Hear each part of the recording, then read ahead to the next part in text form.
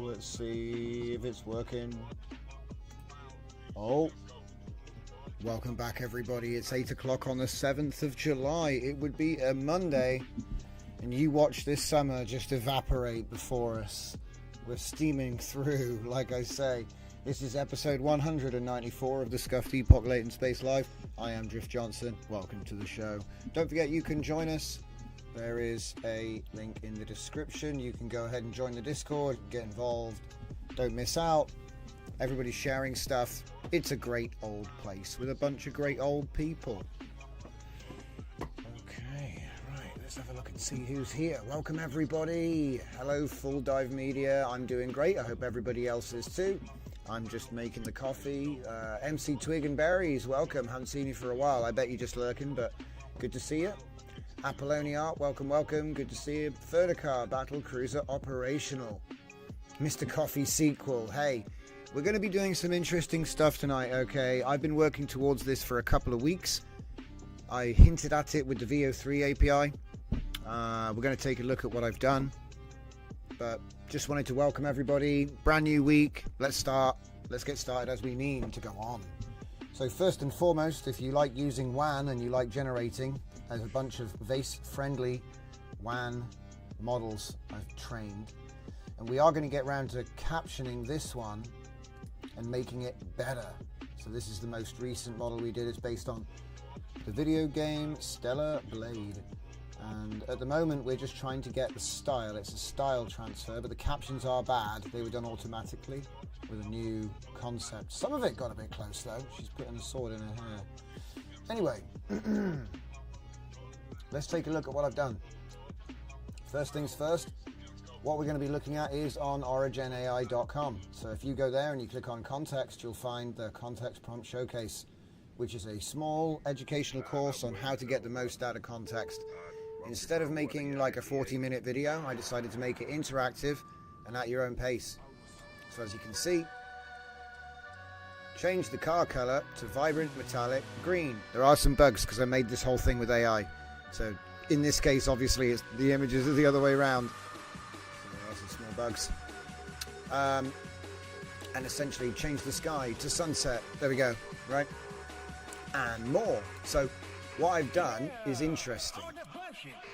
I've extracted all the best lessons from all the biggest videos that did tutorials on Kontext over the last couple of, over the last week since the dev came out.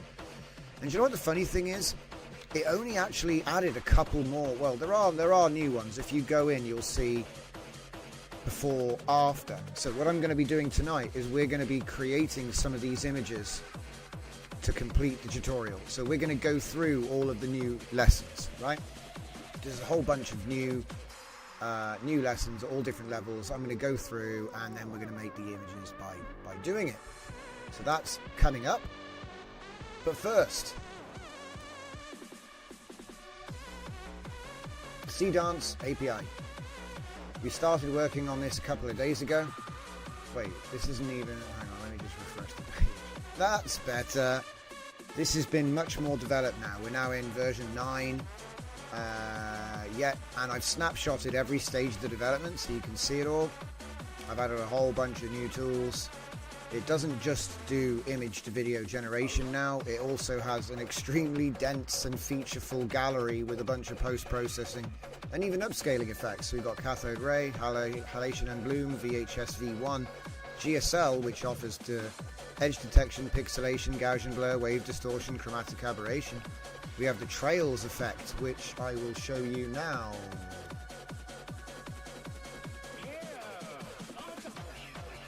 And that was a pixelated video. We did pixelation first, and then we did my my trails effect.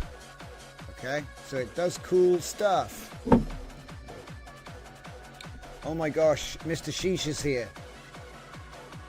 Is Pneumo Ultra Microscopic Vol a weapon? I'm not sure what that is, Mr. Sheesh. I'm sorry. He's coming in the chat asking me, is Pneumono Ultra Microscopic Silico Vol? If anything with a word that long is probably a weapon. But anyway, as I was saying, this is really nice. This is exactly the sort of thing I was trying to put together. And I was running on a 4GB laptop when I was making all this stuff. I like to test it on the low end and then we can show it off on the high end. But is my installation cooked? That's the usual first question. So I'm going to take a copy of this. We're going to open up VS Code. We're going to get a new one. Oh, and my key. Oh no, it's not the whole key. It's fine. It was about to cook my key again. Good stuff.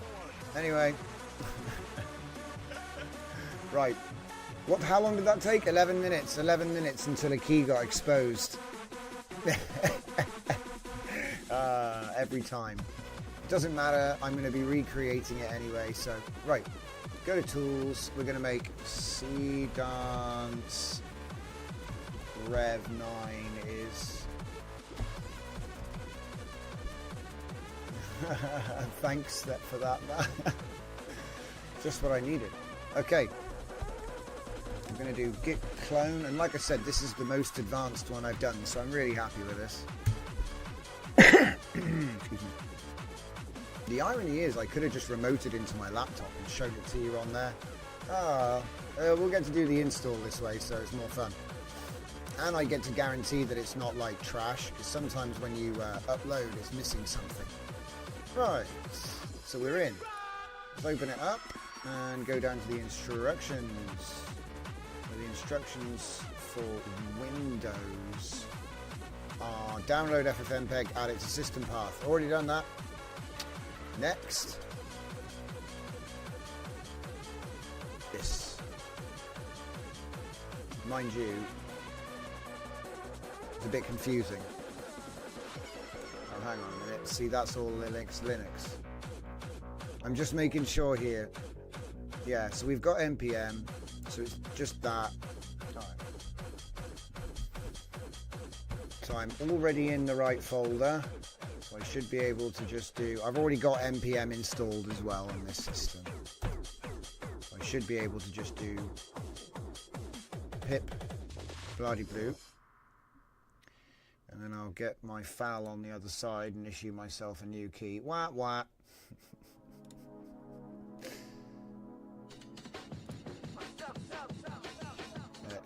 SEEDANCE key cancelled. SD3. It's not that, but SEEDANCE. Third key.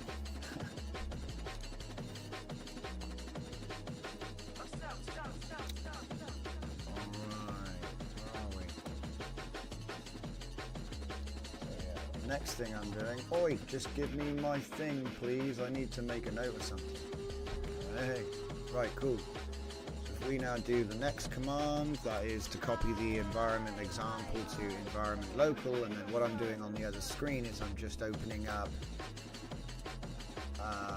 that file in Notepad and putting the key in, right? Which obviously you can go to your file.ai, get yourself a key, and get busy. You just put it into file key, there was an issue with one of the upgrades. It went from being called Foul Key Secret to just Foul Key. I don't know why. I think the AI just sort of went, it happens. But it's all solid now, so we'll close the windows down. Oh my god, you know when you close Notepad and it actually closes the thousands of tabs that were open? Okay, so we've done that. I swear there's still something else left to do here. Where was it? Never, do you know what? I think I missed something. Where does it do the node install? Hang on. Did it never actually tell you to do the node install? There's no npm install here. So you do pip, you get all of the things. Oh, okay, I'm just a Stop. It was right there. For some reason I read that as install npm, not install use it to install the current folder. We'll get there in the end, guys.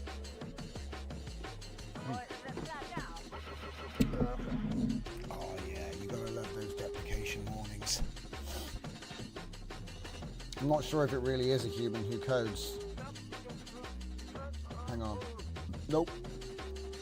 Okay, we've done it. Apparently we've done it, so we should be able to now npm run dev. And then that will hopefully open on port 3000.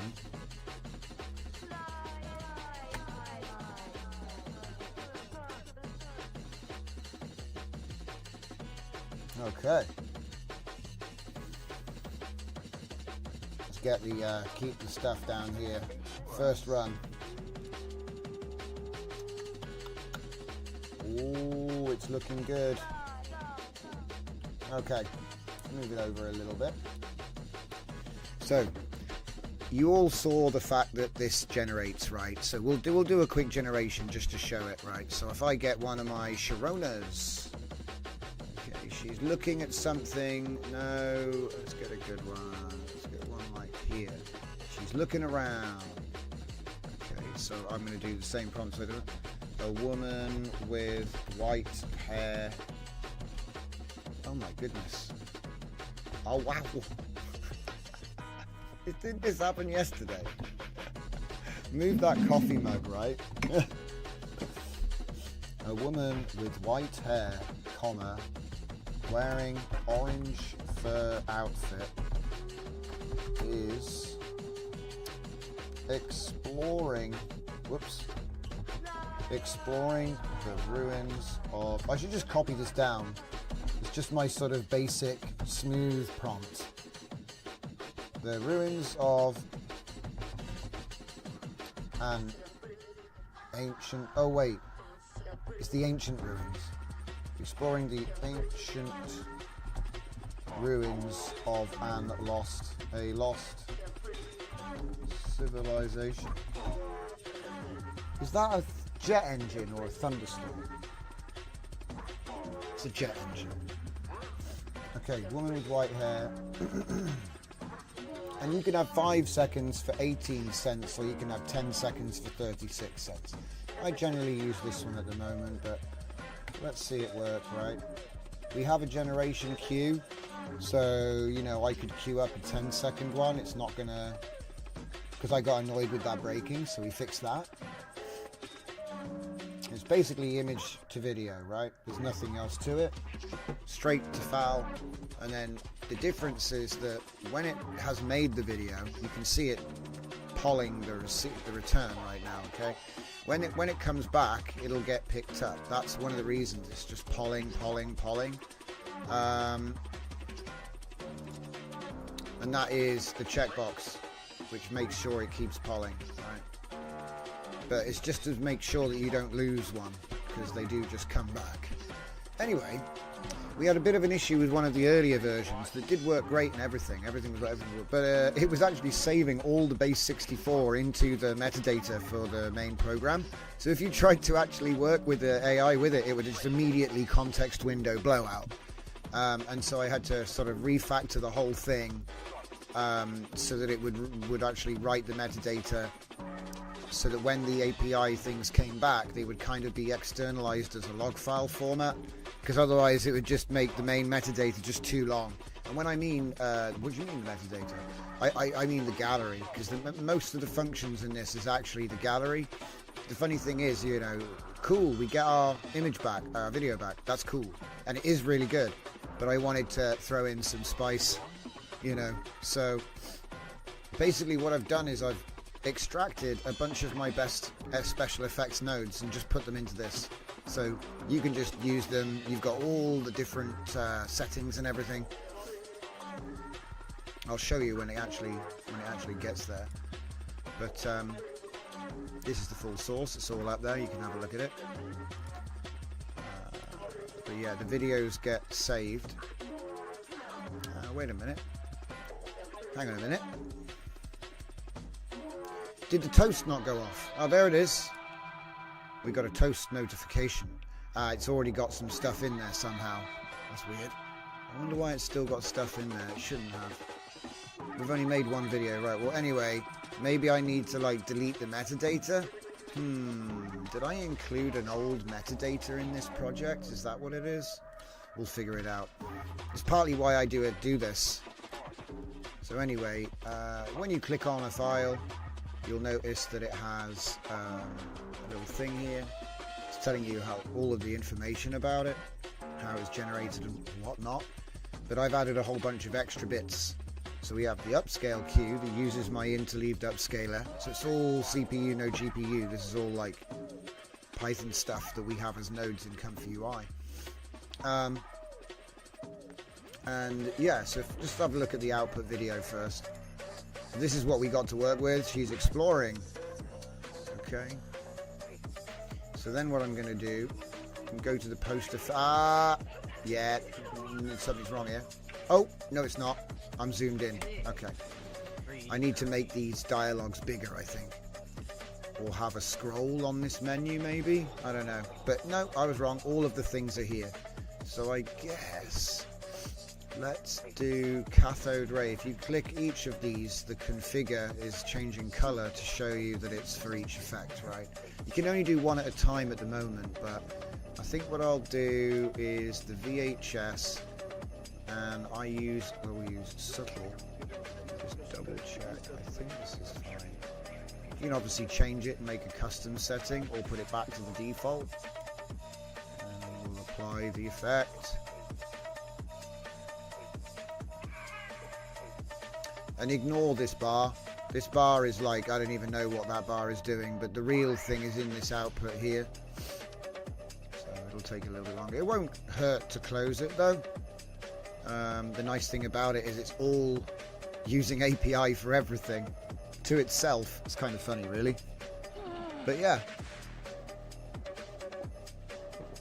When this completes, I'll just refresh the gallery and then we'll have our output. And I guess what I'll do then is I'll probably put the motion blur on it just to show you that. Should look nice. Could put a glow on it first though, I don't know, we'll see. So refresh when we have our new video. So let's check it out. Like I say, this is the VHS sort of static.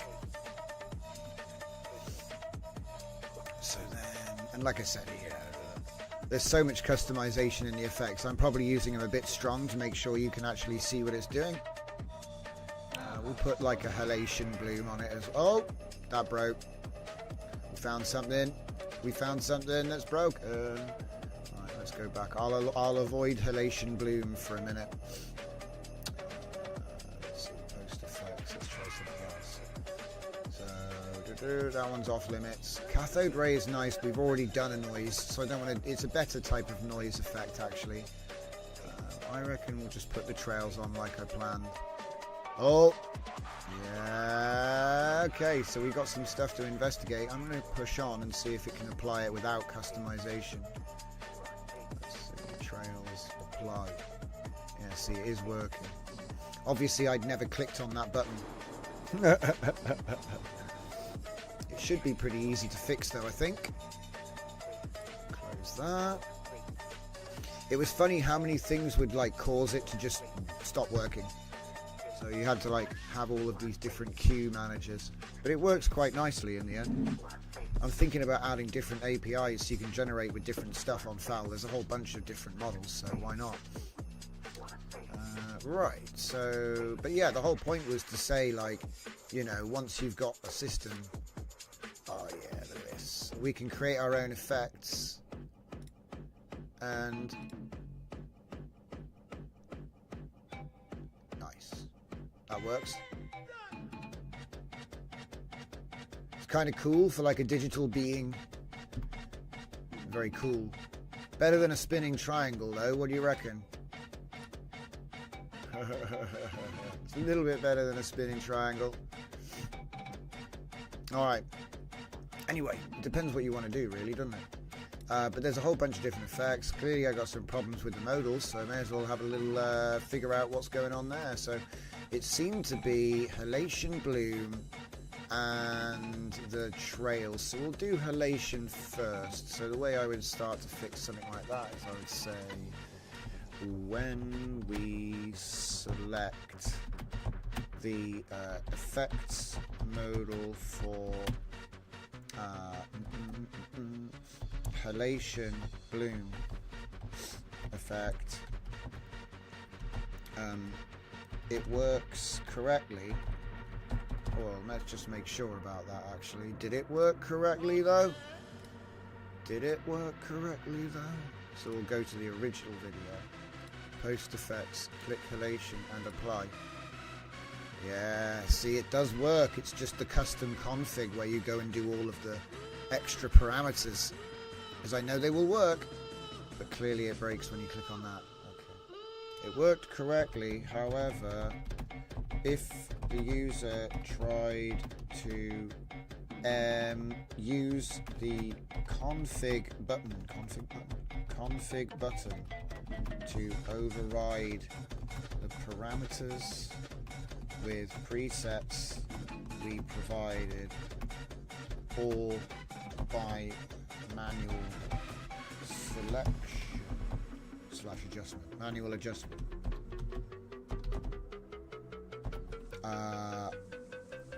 we receive an error.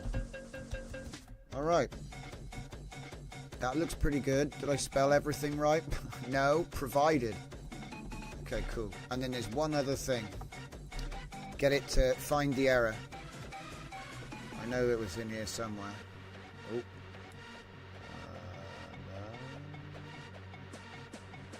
No. It might not be in here. I might have to do it again.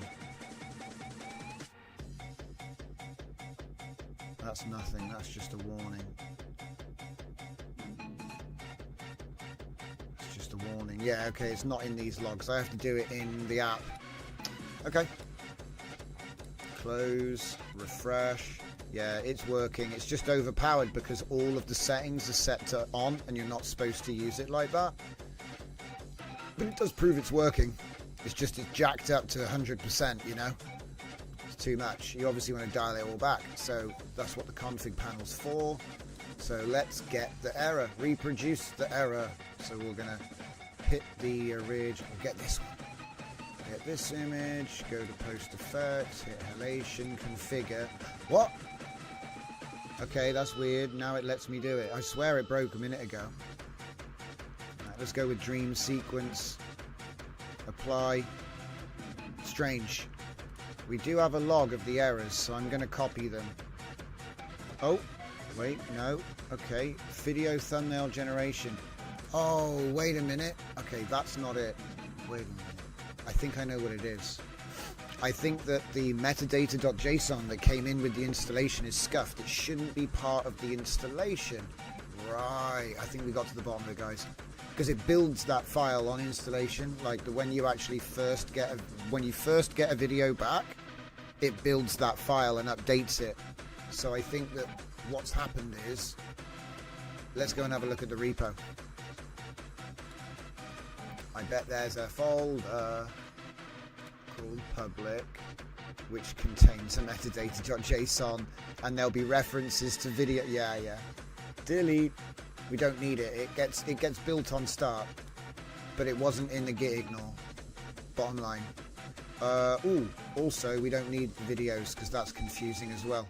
Because how, you know what I mean? It has a date, like an internal tracking for the videos that come back, so it should be empty when you first start it up, and it'll just make all of that. All right. We'll probably have to like reinstall it again just to test that. But that's good.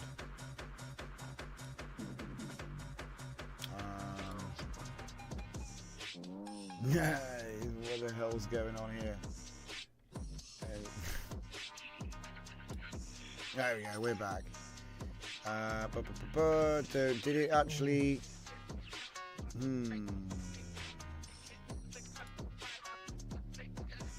Did I break it just now?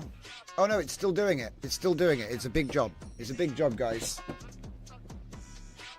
So the reason that it was giving a weird error, I think, was maybe related to the duff metadata. So what I'll do, just to get ahead of this, is I'll just move the videos out to somewhere and delete the metadata.json, and then just run a prompt. So we've got our video back now. Let's have a look, because these are free. You know, you don't pay anything for the. You're doing the post-processing on your machine. It's only using the API to get the original generation, and everything after that point is just Python. So let's see, what does it do? Oh my god. Maybe we should turn the bloom down. Oh my god, that's crazy. Whoa. Pulse, baby, pulse. Damn. Okay. Visuals. Okay. So that was trails, then, so we went trails and then did the halation bloom. Still a bit too strong if you ask me, but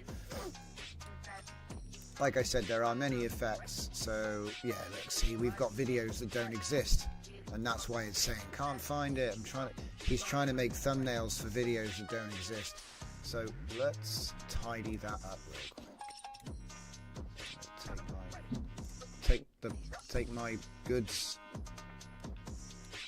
Copy them into like videos or something for now. There we go, and then delete the metadata.json, and then just to give it half a prayer, restart it. Okay, and refresh. No more errors. Right, let's get another image. Stretches. Walking around the same prompt. I knew I should have saved the prompt. A woman with white hair is wearing an orange fur outfit while standing in front of ancient ruins. That'll do for me. We'll go for 10 seconds. Add it to queue. Oh, we had a 10-second video before, didn't we? And I forgot to even look at it. So I've got it over here.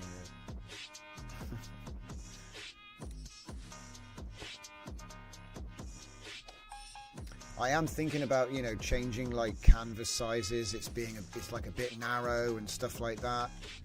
You know, if you zoom in on it, sometimes the UI sort of, you can't see the buttons. But these are all just little niggles I'll get done at the last minute, I reckon. So anyway, while it's cooking that, let's take a look at the other thing that we're going to do. So for that, we're going to need to open up the Latent UI. So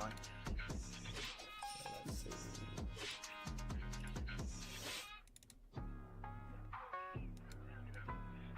We'll be using the context workflow that we figured out yesterday to work through the examples. So where's that website gone? We've got two of them now. Close that one. Yeah, it's that.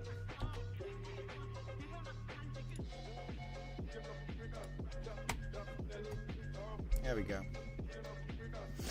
So let's see, what's the first one that needs, that's obviously backwards, but that's a different problem. Done that. I remember doing all of these. So finding the new ones. I thought that, you know, the funny thing is, guys, that most of these influencer guys were just using the same examples. You know what I mean? It's just the same examples floating around. So when I came to do it, more than half of the ones that I found, here we go, this is a new one. Remove everyone in the background. But the thing is, isn't that just a variation of my background removal where, wait, not that one. This one, remove background, remove the person in the background. This is remove everyone in the background. It's a different one now. You know what I mean? But hey, we'll do it, right? So that's number one. But that's what I mean, though. I was surprised at how many...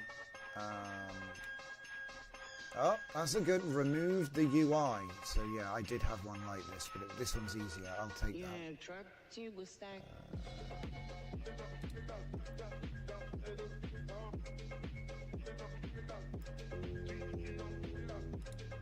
UI element removal, we got to that.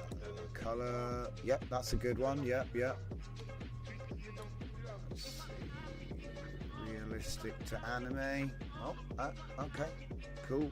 Could have sworn. Oh, looks like we didn't do that. Physical changes. Okay, cool. Got another one. Nice. Because it's like I have to actually make the assets. I've got like what's it called? What's going on here? Yeah. Okay. I got it. Yeah, that's another one. Yeah, that's another one. Yep. Whoops, wrong button. Yeah, cool, got it. Next. There's loads of them. Yeah, we got loads of them. This is going to be great. Oh, what's this? Necklace removal. Remove the green necklace. Okay, silver tiara. Right, so that's all the basic examples there. Let's come back to this then. Comfy's firing up. Whoa, Comfy's taking over. It says complete. Okay. So go into gallery, we have one image, one video, I mean, which is how it should be. So we'll go post effects. And, oh yeah, of course, it's 2CS. So we've got a bit of an issue there with the scaling. So how about we do, is it going to continue? No, it's fine again now. Okay, I'm like, whoa, hesitant. So we're going to take the pixelation intensity down by half and the pixelation block size down to 4. No chromatic shift. I think we'll be okay with the distortion. I'm not, well, actually, I'll take that down to nothing. Alright, and we'll try that. So a GSL filter first, and then cathode ray, then edge detection, and see how that comes out. It's finished apparently, so let's take a look. Oh, that says it's finished. Let's have a look. Okay, we've got a pixelated video. It's interesting. And then if I do trails on the pixelation. Oh! What happened? Trail strength to fixed. Right, let's copy that. It's okay though. I should be able to just apply it without trying to change it. So let's have a look and see why that's not what's going on there.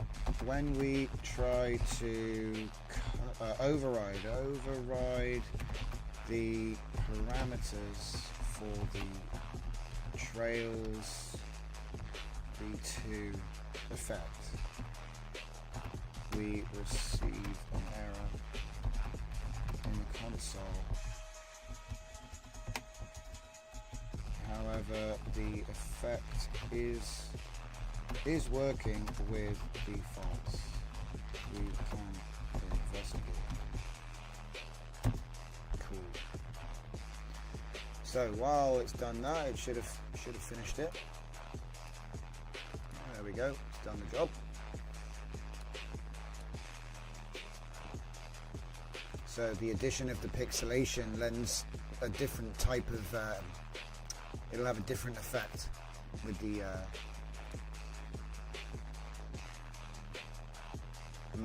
Trails. If we're taking the original, I would like to show there's more customization in there, but it is what it is. So we'll just do the cathode. Is it going to do it? No, it doesn't do it for everything, because I generally use fluctuating. You can use a custom mathematical expression. The cathode ray effect applies a noise which evolves over time. I tend to use fluctuating because it's mimicking, I think, 60 Hertz. So it's like how the power would come in and out. When you're watching TV, you'd be able to see you'd see it in the noise, the fluctuation. I will turn the screen curvature down and the scan lines off and the glow down and the noise down and the color bleeding off, actually. Yeah. Save it, apply it. This is usually quite a nice look. It's a little bit less noisy than VHS, but it still has a nice grain to it, I guess.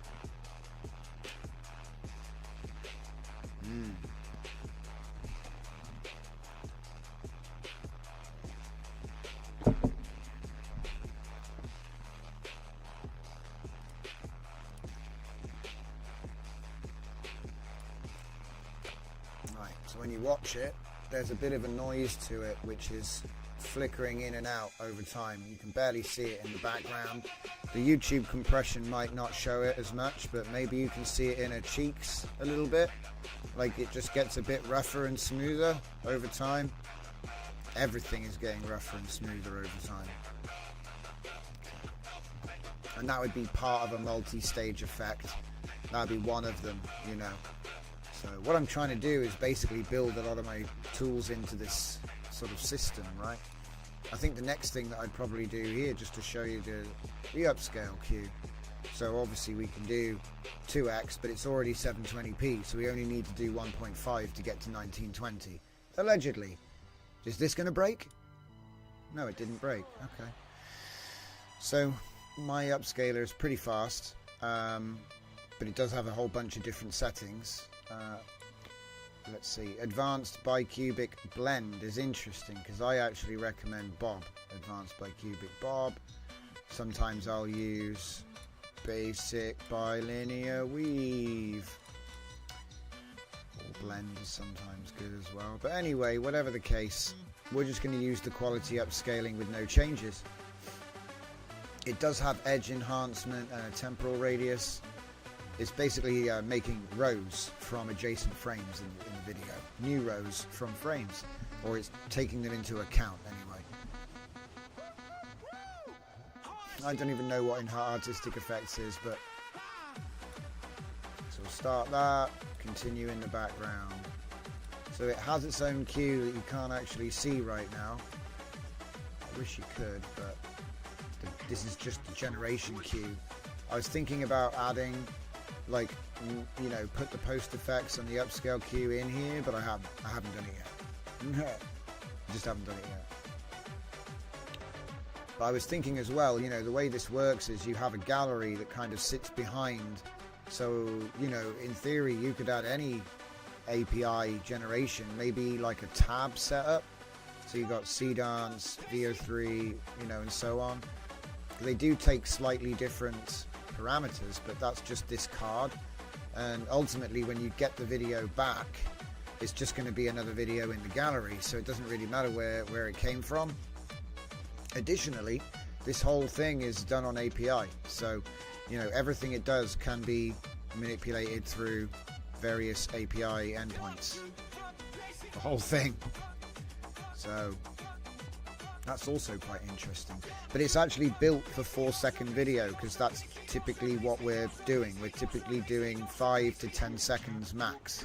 So I will say, if you throw like a video, like a movie in, it's probably not a good idea.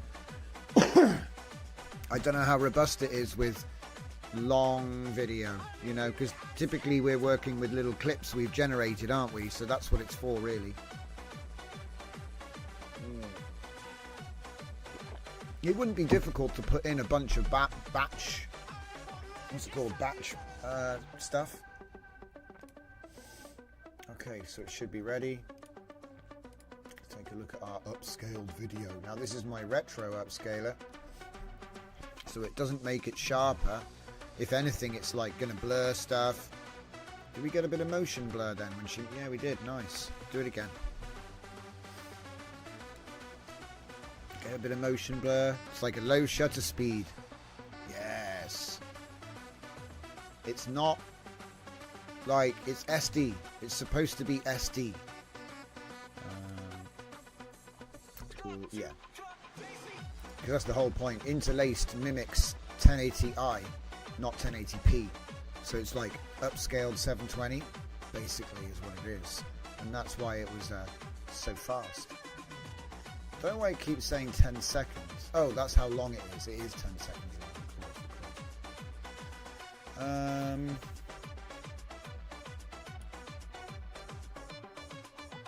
Can I copy the prompt from there? I've never tried. Yeah, nice. Okay, let's get another one. Ah, that'd be difficult. She's like walking about somewhere. Walking amongst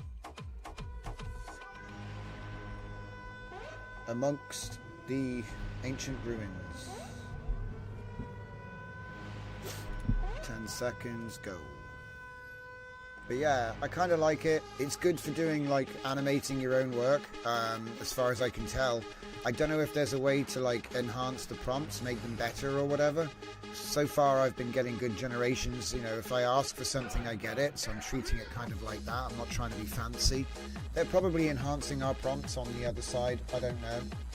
I would imagine that there's some prompt enhancement going on, because I'm putting extremely smooth prompts in, and I suppose it depends what you're trying to do, doesn't it? But certainly, you know, where I'm trying to get this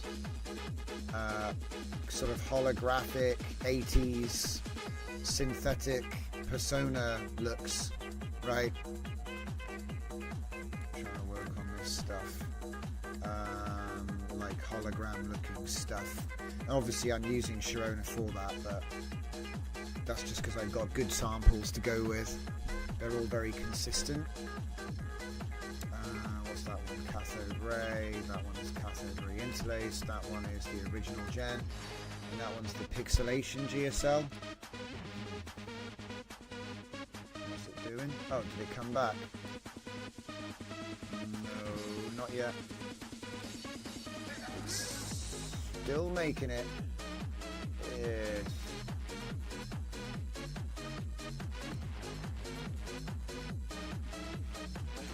But yeah, like I said, the way that this was actually built was actually quite interesting. So what I did was I took my VO3 API web UI thing that I built before, and I put that into deep research, and I said I want to use this API instead from FAL as well, and then included all the information from the FAL API page for SEEDANCE. Put it all in there. But then over the course of making it, I was like, but I want to have this gallery modal, and I want it to have the ability to apply effects, and it needs its own queue. And you know, I had to add the queue for the generation because it didn't have one before. Oh, something just completed. Let's check it. Oh, we got a toast. I was too slow for the quick time event. Right, open it up. What do we got?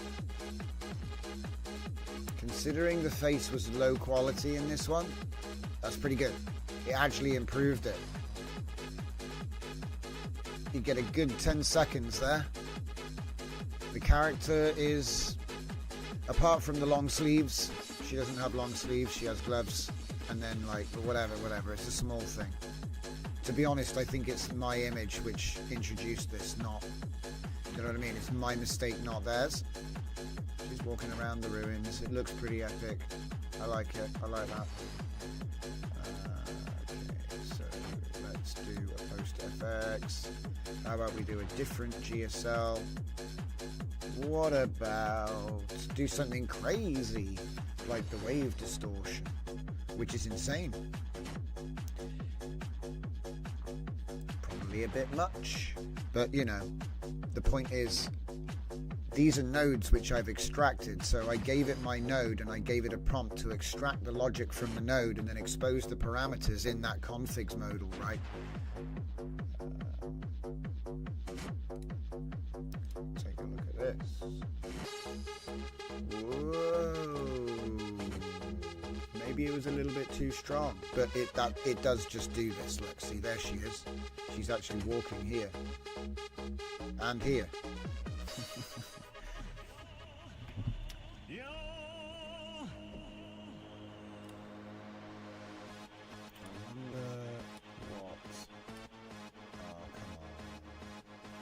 Trail strength to fixed. Didn't I already ask him to fix this? And like, I have to click. Yeah. I have to click act to get him to fix that. That's okay. That's okay. We'll do that now. All right. Meanwhile, Comfy UI should be open. So what do we got? We got Cheeky Chatterbox, and unfortunately, Cheeky Chatterbox is missing some vocal and sound remover noise. It looks very complicated. We will be looking at this eventually. I don't know why. So, remove background sounds and voice change. CPU false. Input audio. So they're trying to clean up the audio basically. So I could actually just bypass. I bet you could bypass some of that because you don't. You know, maybe I don't need to clean up the audio. Do you know what I mean? It's nice that they've done that, but maybe we don't need to. Maybe we just need to do that. And then this switch is like, here we go. It's probably broken now. There's probably something else that, yeah. There's something else that uses a switch. So what's that? Audio to change path. Audio to change. And then there's another one, audio to change video. Right, so they're getting it from all over the, you know, this is coming from video. Okay.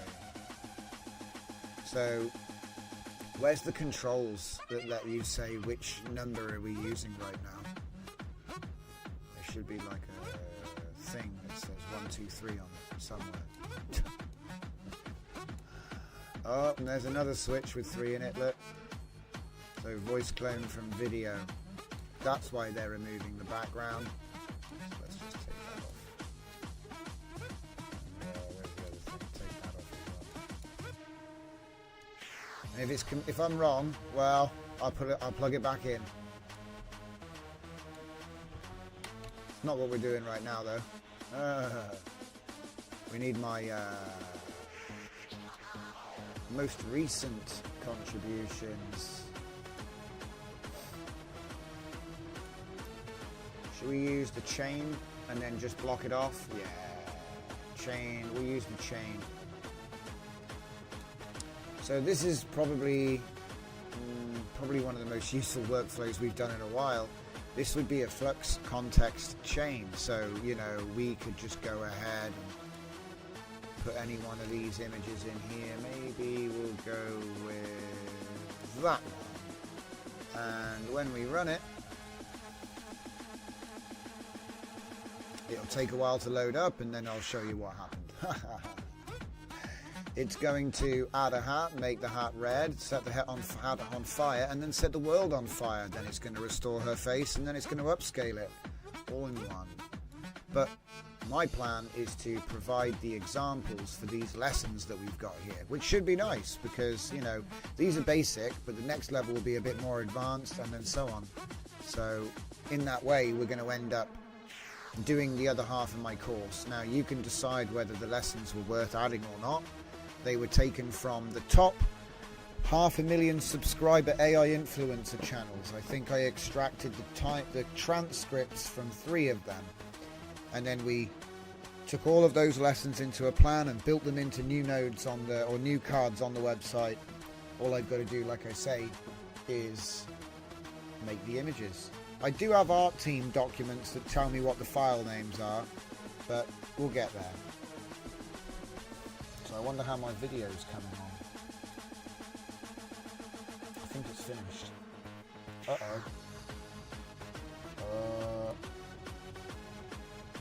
Did I even order one?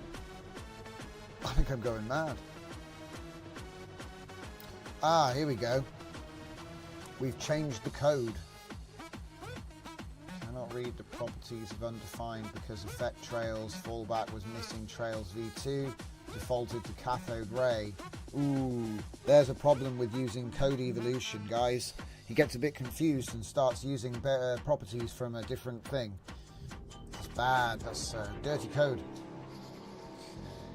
And he's basically saying he's fixed it. So how about we check it out? So let's get the lady. Post effects. Go to the trails. Now, did he fix it? Ooh. So this time we'll go with psychedelic. Why not? Check the console. Yep, she's chugging away. It's not going to take long either. We may as well just wait on this one. And like I said, you can download this now. You can go ahead and use it and all that good stuff. I don't think it's a good idea for me to... Oh, we've already made changes. Well, see, we've made changes now. So that means this has become the master branch. Okay, cool. Right. So apparently, it's complete. Ooh, that looks cool. All right, ready? That's actually cool. It's like splitting the RGBs in real time and making like a ghost that goes both ways. It's a bit intense, but it's supposed to be, you know, this is the psychedelic mode. That's cool. Let's try a different one. Different effect. So we'll go with classic trails. And all of these have presets and overrides, every single effect. And to be honest, the prompts, we can add another effect and show you how that's done. So this is context engineering, so we've already got the chat like loaded up with everything we need. It's probably got 8 million tokens through it by this point. Let me just, oh, you should be chugging away. What's going on? Wait, it's finished? I don't believe it. Okay, apparently this one was quicker to make. Must be the settings.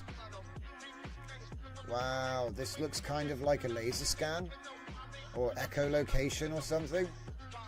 I like that. That's really cool. All right.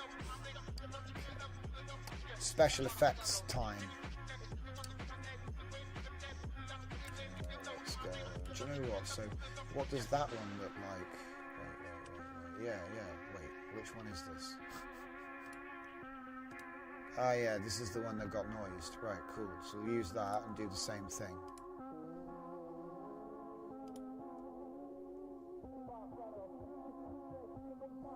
I just went with default. I think it remembers your preset.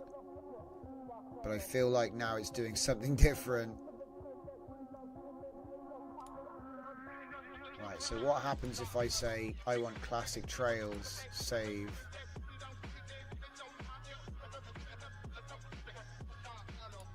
Okay, I gotta order it again. That's alright. Configure, classic trails, apply. Yeah, that one's much faster. Yeah, whoa. Oh wait, it's doing both of them at once. There's the queue. So I'm not quite sure which one we got back. It says they're both with Trails v2, so maybe I should consider appending some settings or something. We need more metadata. It did show the, look, it's showing the order though. We did cathode ray, upscale, then trails. Oh damn, so this is actually high res as well. Okay, 10 seconds, let's go.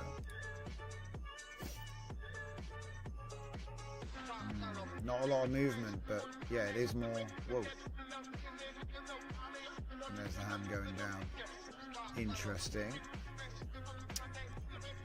Is it still making something else? Wait, refresh. Yeah, it was. So let's have a look at that one. I need to make the whole UI like bigger. But you want to get everything working first, you know? I'm not too bothered about it at the moment. We're not even at version 1.0 in my book. It's like version rev, it's like 0.8 point something. But yeah. It's looking like a 3D scan.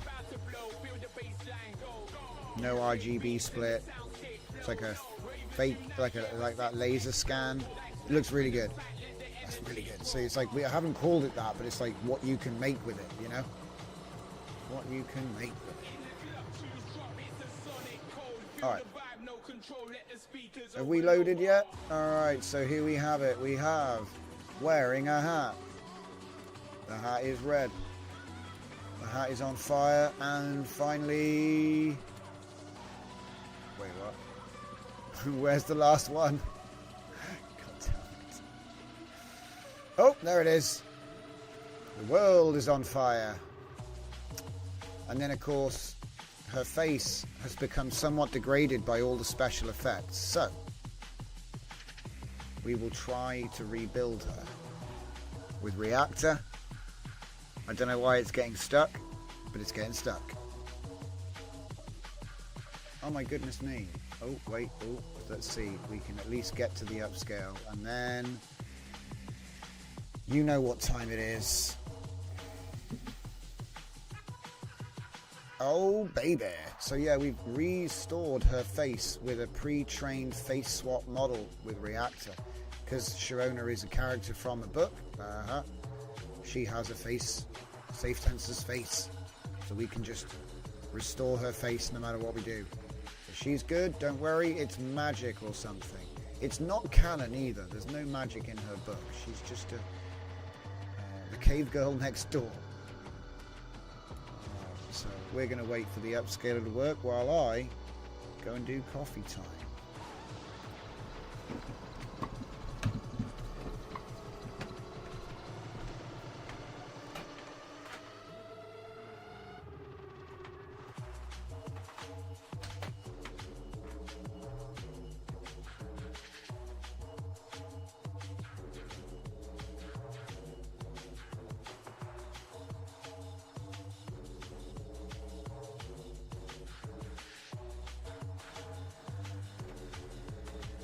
Oh yeah, I've got a funny solution for the car special effects as well, so we're going to do something really silly. Wait, do I even have... Damn it, we can't do it tonight, we'll do it tomorrow. I don't have a game controller. Yeah, Predator Vision, that's right. Yeah, I need a game controller to hold angle. Basically, the idea is you get a sim game, and then you drive and record the video, but you keep the audio from the engine sounds, and then we use that. The other thing is, do you know what? I might just like shortcut and find some good footage and see we can prove this works, because I think that there might be a new data set to be built, which is well, it's just the same scene video, but it's video with prompts, so I guess I already made it. The idea is that it puts out not just images, but the audio. So then we take the video, use that as canny, and then take the audio from that canny and put it on our video at the end. So then you've got the real audio.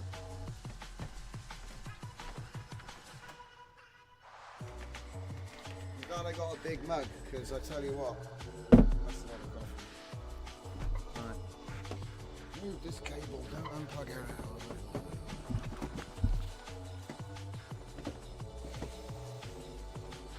I'm back. Welcome everybody. I hope you're all enjoying the Monday show. Like I say, we're going to be moving into a little bit more of the context. I'll be turning the upscaler off, and we're going to be getting into these examples. Hopefully they're not boring, these beginner ones, but this is how the tutorials are made, I guess. Right, back to my normal spot. Hello, hello. So let me just move this laptop a little bit. We didn't even need the laptop in the end. Oh well, what are you going to do? So this thing's still loading, I think. I don't know what's going on. I think maybe it's too big or something. It's 1328 by 800. It's currently set for 2x. Are we using a different model for the up? Ah! That's why. It swapped the pipeline to do the upscaling with Flex 1 Alpha. Well, we could probably use Flux Dev for that. But I wonder, what happens if we use Kontext Dev for upscaling? That might be worth it. We were going to experiment with that yesterday, so...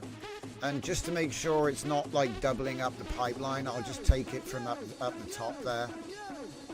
So we'll do one more experiment with the... because I've not tried that. What happens if you get context? Hang on a minute. There's one other thing here. We can... Yeah. Hang on. The secret with Flux Kontext, by the way, if you want to adapt any Flux workflow, is one node. So if you take a look here, we have reference latent. So, my God, hang on. I'm shouting because the music's too loud for me. So we take reference latent. And this is just an old Flux workflow. See the basic guider, we've got the basic guider. Okay, there's the model sampling Flux. So we've got conditioning coming in. There's a latent here. Oh, it's tiled. Dudes. Tiled context. I'm ready. Are you? Are you ready? Just go put it in there, put that in there. Ooh. Nobody knows what's going to happen. It's only 12 steps, so we should probably increase that. Say 20. And it should be 2.5 CFG. Where's that at? 2.5 CFG. And this is just an upscaler, so I'm going to use this for now, but I feel like we're probably going to end up changing this to say something like make the detailed image without changing it. I don't know. This is going to be interesting. Alright, cool. So let's do one more test with this, and then we'll move on to the examples. Let's go with that one. Give her a hat. Okay. Came out okay in the end. It's not bad. It's not bad. Definitely looks like some kind of magical accident has taken place. I mean, that one was pretty good as well, though. Just the fitting of the hat and the way it finishes to the image is very good. You know, just, you know, I know we're doing a bit of a gag here, right? But it does show what can be done with very little effort, and you can start thinking in terms of chains. And this is why I put all of the lessons together, because there's so many different things it can do. You could pretty much chain Photoshop level processes together very quickly. So it's not just turn it into a cartoon, you know. You could change the buildings, add some characters or animals, I don't know, and then change the style. and make it like a multi-process thing, which you can then just add anything, you know. It's an interesting one. Oh my god, what is so... That is a big hat. She's got the biggest hat, guys. I think we're doing 30 steps for some reason. Probably only need to do 20. No, it's only 20.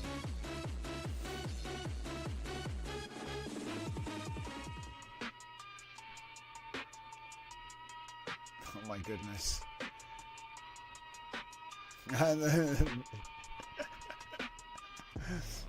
That's going to be a lot of fire.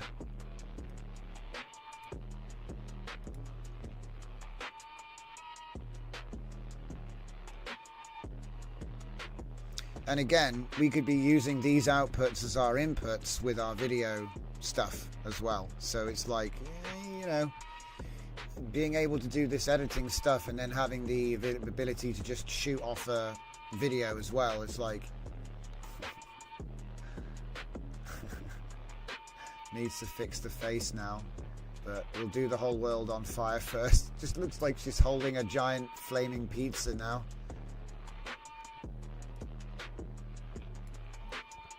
So what is the first one? The first one is remove everyone in the background. So obviously I'm going to need a picture of a bunch of people, you know what I mean, to be able to do that. So I'll probably just make it. Okay. So the face, as I said, has become a little bit cooked from the process. So let's see if we can... restore the face. Yeah, we've managed to restore the face. It looks a little bit too good now. So I have a thing that we do, which is we just upscale the whole image, don't we? Oh, here we go. This is the test, right? So we're going to be upscaling this image with context on tiling mode. It's probably going to break horrendously, but I do aim to break things at least once in the show. So here we go. The prompt we're using is a standard upscaling prompt. Very detailed masterpiece, intricate details, UHD 8K. I've been using it since the SDXL days. It is 20 steps on Euler with SGM uniform. We're only doing 0.1, and the reason for that is we are using a model sampling flux with a 1.0 base and max. So it's kind of like pinched to 1, and you put all that together and it works really well, or it looks horrible. We're going to find out soon.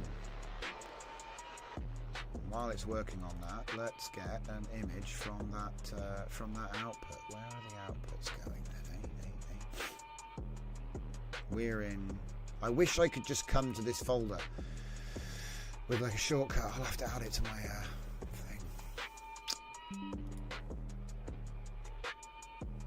Windows Defender trying to distract me. Succeeding.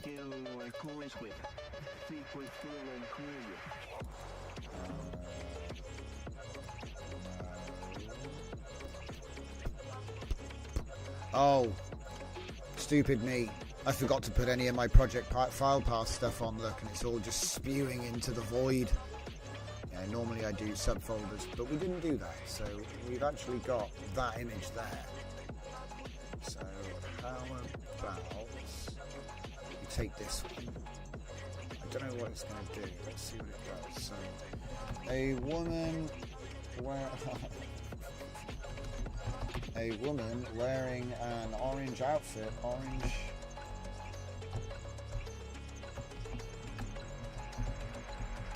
surrounded by an inferno.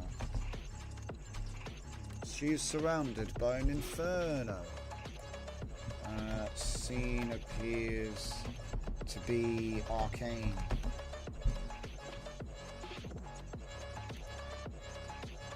Added request in the queue. Wait.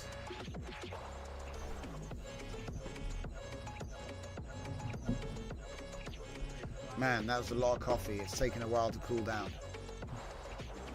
We were talking and I didn't stop the coffee machine. Luckily for me, it's a big mug.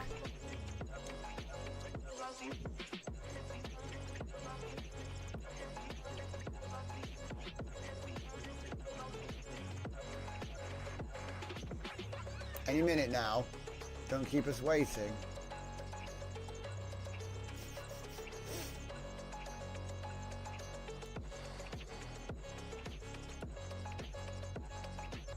Oh, right.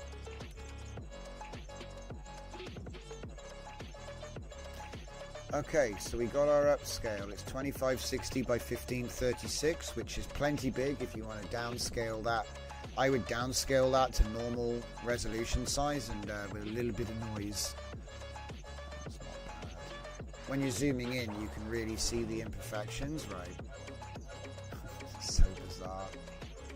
It did okay. It did okay, considering we started off with this. It did okay, because a lot of the shapes and the weirdness is actually from the original. Okay, so let's have a look. We got our video back. Yep, we got our video back. Let's check it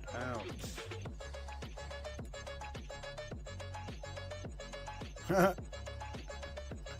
Oh my goodness. Alright, so let's see, what can we do with that then? Post effects. How about...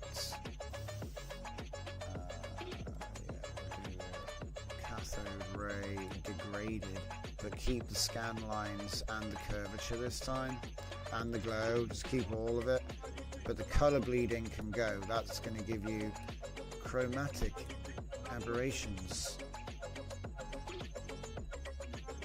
and I wonder if there's a way to do light trails. I don't know. We did one with a mask in the end, like another one, or maybe it was one of the members, I forget. I think it might have been one of our members did it. It was very cool, by the way. Oh, that's finished. Oh boy. Oh wow.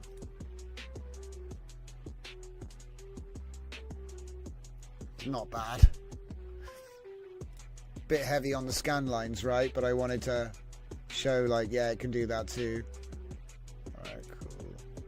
And then for the fun of it, let's throw it into the trails, because apparently that's fixed now. So we'll go with subtle enhancement, because I haven't used that one yet.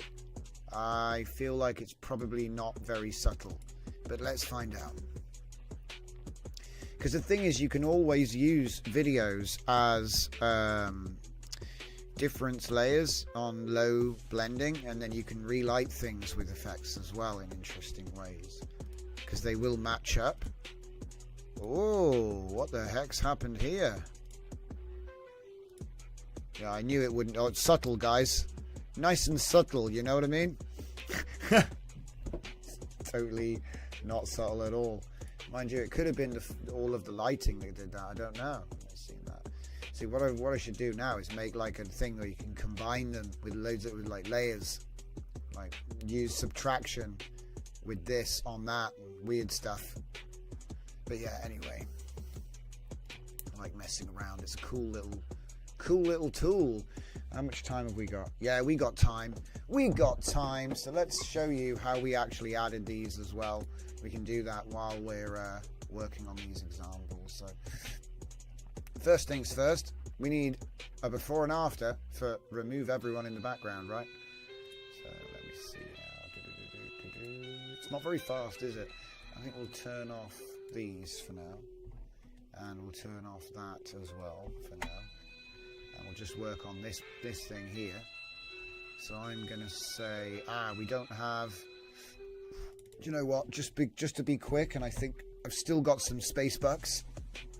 We're gonna do an API to make the image in the first place. Okay.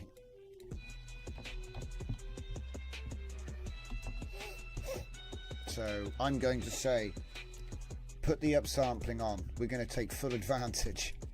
Oh, and we don't want to do that. We want to do, I'd say 2 to 3 would probably work well, because it's like 2 images next to each other in the website. So probably best to do 2 to 3 or 4 to 5. I'm going to say an image featuring multiple persons.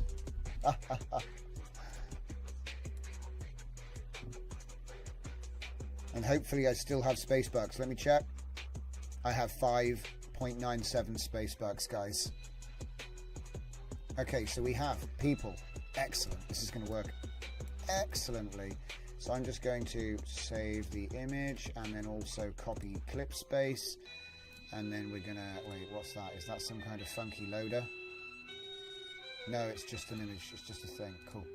Put that in there. And then we're going to take the prompt from the exercise. Remove everyone in the background. Wrong one. Remove everyone in the background. Boop. Replace them with candy canes. You know, you can do all kinds of stuff. So let's run that. Oh, I shouldn't have. I should have. Oh no, I'm wasting my space bucks. I suppose let's enjoy the fruits of my... Oh, yeah, I can't use that.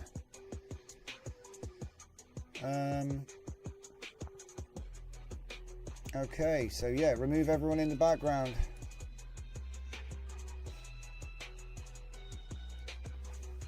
And then what I should be doing as well is I should be writing down, this is ID 31, right?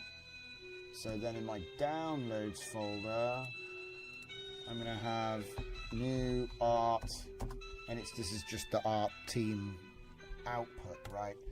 And I'm going to make a new folder and call it 31. And then inside 31, we're going to put the image that was used. Oh. It just removed the men.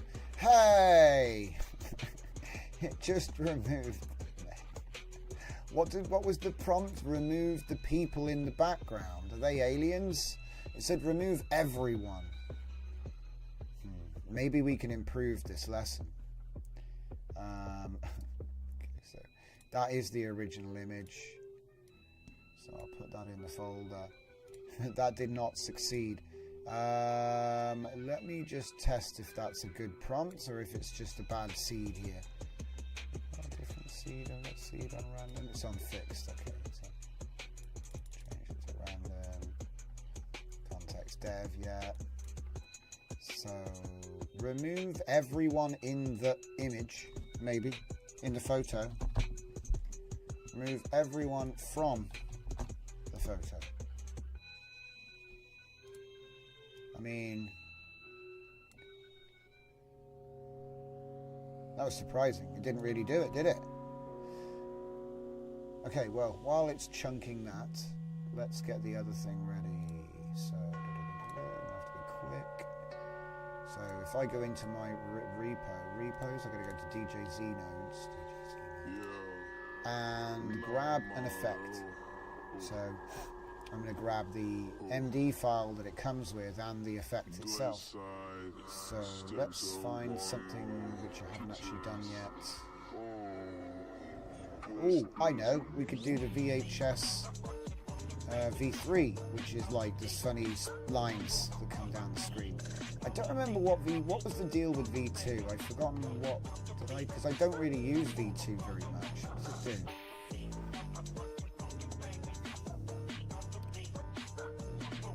Oh, it basically does the same as V1. Should I be using V2 and V3 then? It's like it turns out you've made a better one and didn't implement that. Couldn't remember, there are too many of them. Where's Comfy at? Comfy? Okay, let's just make a new thing here. Oh look, it's a bunch of stuff.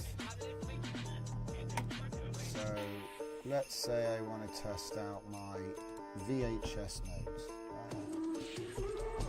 VHS effects. I have one. I have two. And I have three. Now I know that the third one is for chaining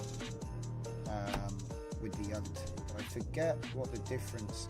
Usually V2 is like an improvement on V1. Yeah, it is. It's got the ringing. Oh no, I've implemented the wrong VHS. Don't. Let's just confirm that because I might have got it. If we see Luma compression rate sliders, and no enable ringing, then I made a mistake.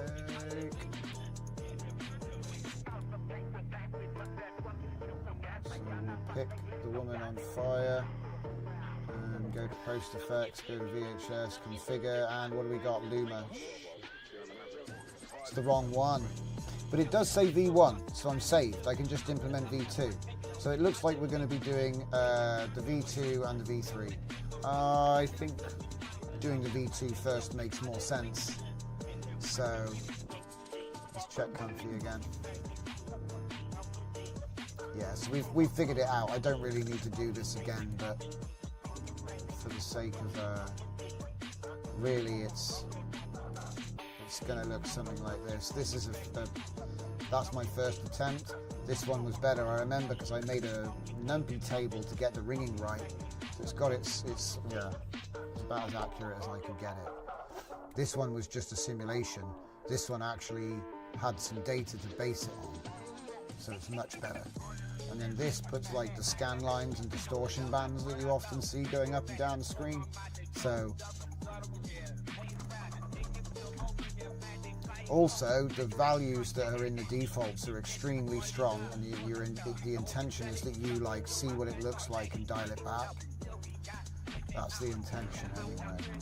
So if I put this at 30, what's that, 60 frames per second? Okay, so put it to 60. No, 6.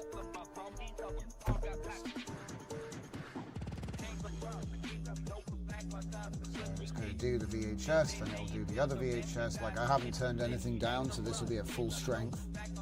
But you can see there's a lot of room to dial it down.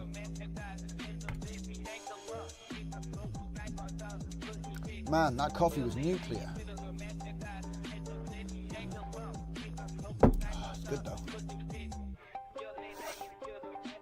Alright, see the results.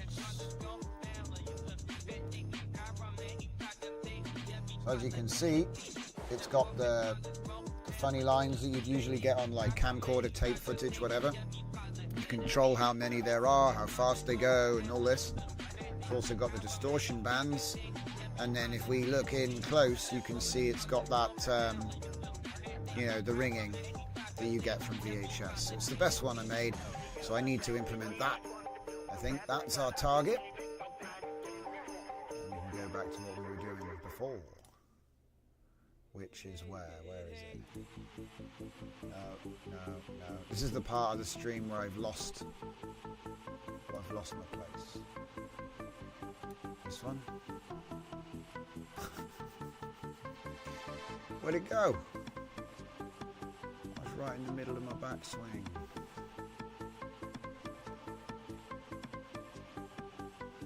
That's weird. Mine are like completely different. Yeah, different window. Okay, found it. Good times. So it doesn't seem to actually be able to remove the people, guys. It seems to just remove the men.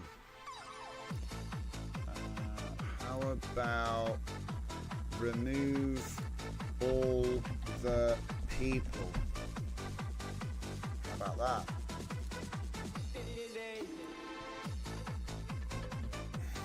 See, my lessons worked. I'm just saying, I didn't have to change them, they just worked, but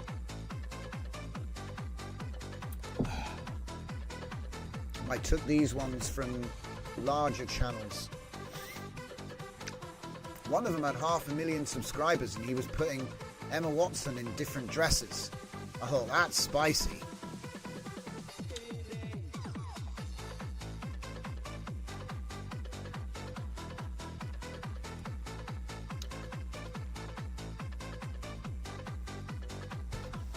Man, it's having to reload again. Yowza. Okay, it's getting there, guys. It's getting there. To be fair, Q8 is a little bit slower than FP16, even though it fits on the machine easier. You know, it's technically... yeah. In fact, I think we might do a little aside for the tail end of the show, because we've been looking at this. You know, you don't want to see me making a bunch of demos, and they're not even bloody working, right? Right? But like I said, my lessons are solid. I'll be able to get some examples up, but I do want them to... Aha! Looks like my prompt wins. So remove all the people. That one worked. Thank you very much. So yeah, so little, let's see, I'll just say new text file, and I'll literally call it remove the people dot text. Not even got anything in it. Just note to self, remove all the people, not just the men. There we go. And then obviously what I'll do is I will, as I'm doing whatever I'm doing, eventually I'll get the rest of these done by, you know, making a new folder, you know, create the image, do the thing, make sure it actually works, because yeah, the example they had did not work. And like I said, I'm using a framework now, so what I can do is I can have a lesson plan, have that automatically be turned into my educational website, and then I can add that website to my main sort of Nexus hub, and then run npm build, and it's ready to upload. It's a really cool system. I already put it all up. Let me just double check that's actually live, because I do forget sometimes. It's called DJZ cards and the dynamic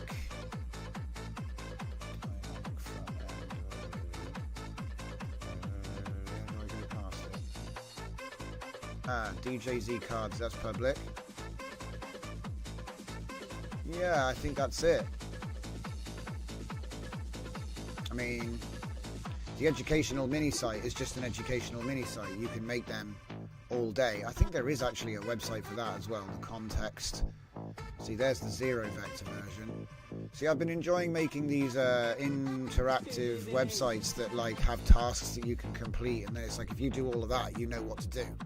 You know how to do all the things. So it's like a course for the tool that you wrote. Trouble is, I make so much stuff. What the hell? Can't even find it. See, DJZ tool. See, it all started with this, where I was like, what if I made a tool so you could use my... And then I thought, how about I just give you the tools and teach you how to use them instead of trying to make like this wonder app that's got everything in one place. I don't know. Anyway. So, enough of that. We want v2. So there's v2.md. Let's get v2.py. So it's a simple case of downloading the MD file and the Python file. So there's the Python. Get the MD as well. Right. And then in the actual app, what I'll do is I'll drop those. Oi, stop making stuff. I'll drop the two files in, like so. VHS effect v2 already exists. I must have been clicking the same file twice, my bad. There we go. And then make sure that they're both open and shut everything else. Now there is an additional file, but because we've already made a v1, I'll probably use that as the example. But if I didn't use that as the example, I've got something called postfix output format. And this is a section of notes so that when you're extracting logic from comfy nodes, if they're video, they output in a comfy format. They need to output into the format that's going to work with the gallery in the website. So obviously we've got this, which is a whole bunch of like Cliff's notes on how to do that right. So, you know, you don't have output format issues with it making like MP4V or some weird WebM something. This is like, no, you do it like this and then the gallery can actually see it. Now, in this case, we're not going to need that because I've already done a VHS V1. So what I'll be saying is, you know, we're going to make VHS V2, but we're going to use VHS V1 as a template, but we're actually going to use the logic. We're going to mirror the logic from this one. So let me just get a boilerplate prompt real quick. What I'd done earlier. So here we have the boilerplate. Come in here. It's going to be a new chat. Oh wait, actually, yeah, this is not, yeah. So put it in there and take that away, and we're going to have to reword it a bit because this is 2 prompts, but I can put it into 1. It's fine. So we take away the for the basic integration part, because that was like, you know, I'd get in. What I used to do is I'd say we can add the effect name and then the script, the node, add the new mode, effect mode, to the post FX modal, which is the menu that pops up inside the tool, alongside other existing post-processing effects. Again, like where to put it. For the basic integration, we can use default values for all parameters, because they do have default parameters for everything, right? 4. It's a bit high, but they do have defaults, okay? And so then you can just set him off and just do that. But I found that that's too easy for him.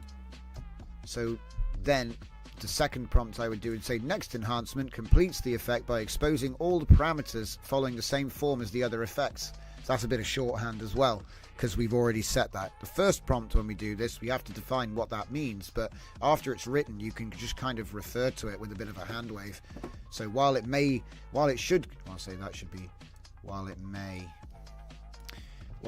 already contain presets, we might include those found in .md, because often with my documentation for the nodes, I used to give examples sometimes of like, see, usage tips for authentic VHS, this, for worn tape, this, for subtle VHS, this. And so the idea is this gives it enough to make presets to go inside the detailed config override menu, right? Okay. So we'll change that to this enhancement to the post FX modal completes the. So now let's just edit this so it actually says VHS v2, and then again I can have the benefit of having already done this.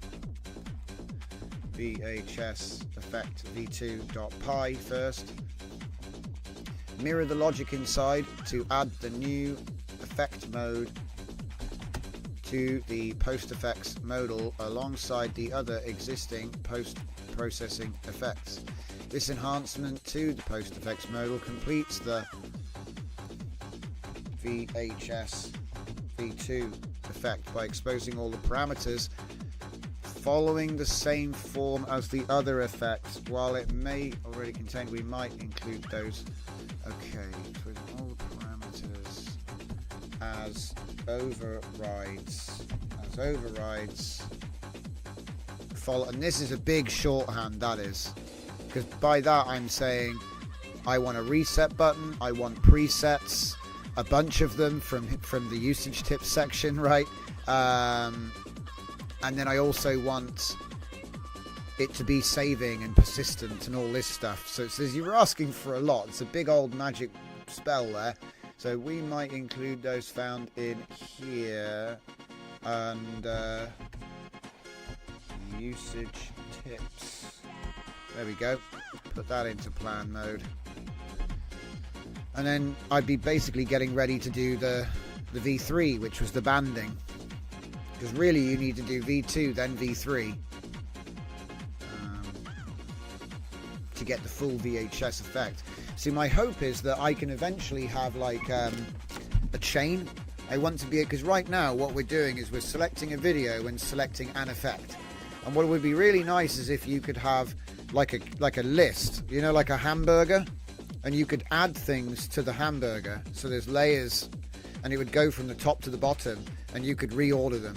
So then I could just be like, oh, I want this effect, this effect. I could set up all of the configs first so they're all ready, and then I could click on each one, and it would just like pile up, and it would do top one, next one down, next one down, next one down. So you could set up a chain, and then I think this is actually super useful, but that's for the future. At the moment, I just want to get all the major effects that I like to use in, and then there's various different directions I can go with it. But I just wanted to show you how easy it was to kind of just be like, oh, yeah, that's a cool comfy node. Obviously these are mine, so I know how they work, but I mean, how different is it? It's Python, right? Because what we did was we wrote a Python bridge from Next.js. So it doesn't actually try to rewrite the... it doesn't rewrite everything in JavaScript. It just runs the Python. So let's have a look at what it's going to do here. From VHS v2, I identified these parameters. Oh, wait, we're skipping the top. So currently we have VHS v1, blah, blah, blah, visual effects, back-end processor script. For this, I can see all these parameters. Implementation, add it to the TypeScript. More, yeah, adding it to the modal, add it to the effects configuration modal. That's interesting. So we're going to get signal processing, noise controls, color effects, ringing effects, tape setting. Sometimes you've got to watch out for when it's got like a drop-down list or something. You know what I mean? Just to make sure it's not gone crazy. New processor script following VHS1 patency. That's the nice thing about having had built. Now you can build from there, because we could do V2 and V3 based on, you know, the previous versions of that. Because it's basically the same thing, right? Just different logic, and that's the whole point. So you mentioned presets. Oh crap, did I say GSL by accident somewhere? Oh crap. That's a typo. I actually screwed the prompt up. Guys, I forgot to change that. Oh no. Okay. Okay. Let's see. Could not open it. Yeah, I know it's gone. It's gone. Luckily, I deleted the file already. So, I made a reference to a file in error. We should be referring to this file. My bad. My bad. Yeah, what an idiot. What an idiot. Luckily we didn't click act yet. And we read it. If we hadn't had read it and we just hit act, that would have been a mess, wouldn't it? Because he would have been like, oh, I don't even know what you're talking about. Now he can see all my authentic VHS, my warm tape, and my subtle enhancement, which is those, yeah, done. Done, done, done, done. And he's also going to add medium degradation, extreme artifacts. He's going to give me 2 more for free. That's cool.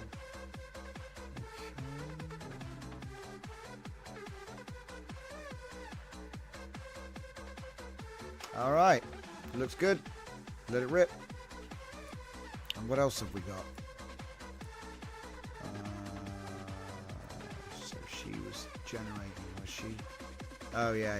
So we've kind of covered all this. Obviously, in a minute we'll be able to see the new effect, which will be nice.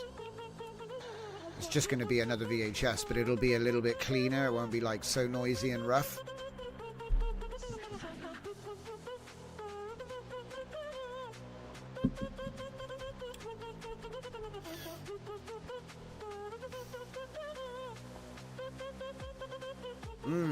That thing I was saying about the video generation with the original donor audio, we'll be coming back to that soon. I want to get good clips set up for it. But essentially the idea is you have a video of a car driving in front of another car, right? And you can hear the engine noise of the car and the wind and everything. So if you use that as canny input with a prompt that describes the canny, whatever you generate will sound extremely realistic, because it is real, not fake. It's real video, right? But then the video you generate, if it does follow the canny, it's going to be AI video. So it is it's legitimately AI video, but the audio is perfect because it actually is sounding like what you're making. Okay, like no tricks, and it's actually easier when you think about it. You're like, oh, so the way you get the sound is just include it, because we were using video input, right? But we've been stripping the sound out because there was no point in keeping the sound for the longest time. And I'm so, like I said, I've made this node which makes life easy for when you're doing video work. Let me show you. The first one we did was called Scene Video.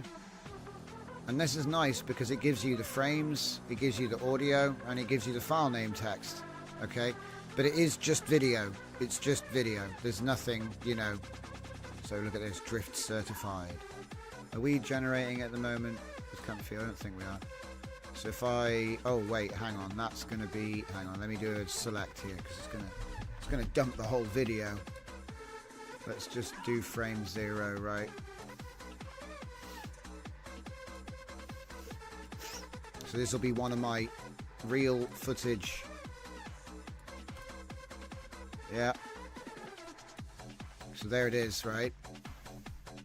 There's the car. And we use this as canny, and I'd outpaint the top and the bottom to go vertical. Okay. Now, obviously we have the audio. So if we just do the VHS combine, right? And just go video, audio. Ah, crap. Ah, crap. Give me a minute.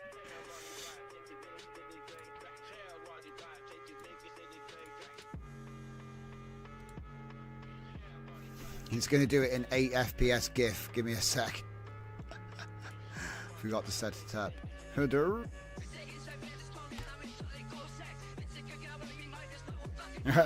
It's clunking and whirring at me. Just do the thing.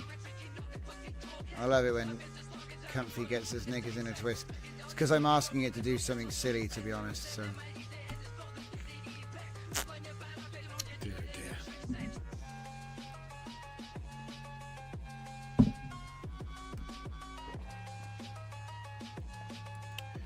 Peeking.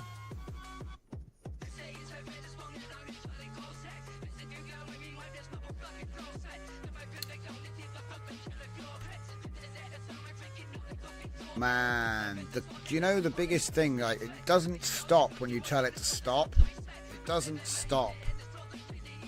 It's very annoying. Stop. Stop.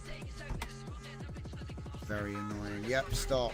Right, so we're going to have to take Comfy out for a minute while we let her decide that she is still Comfy.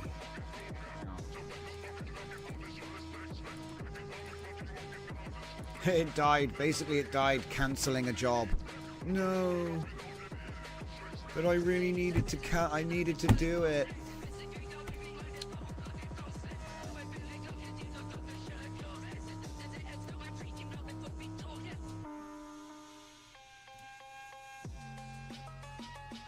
Oh, yeah. Mr. Sheesh sending me memes. I've seen that one. It's a good one. Right.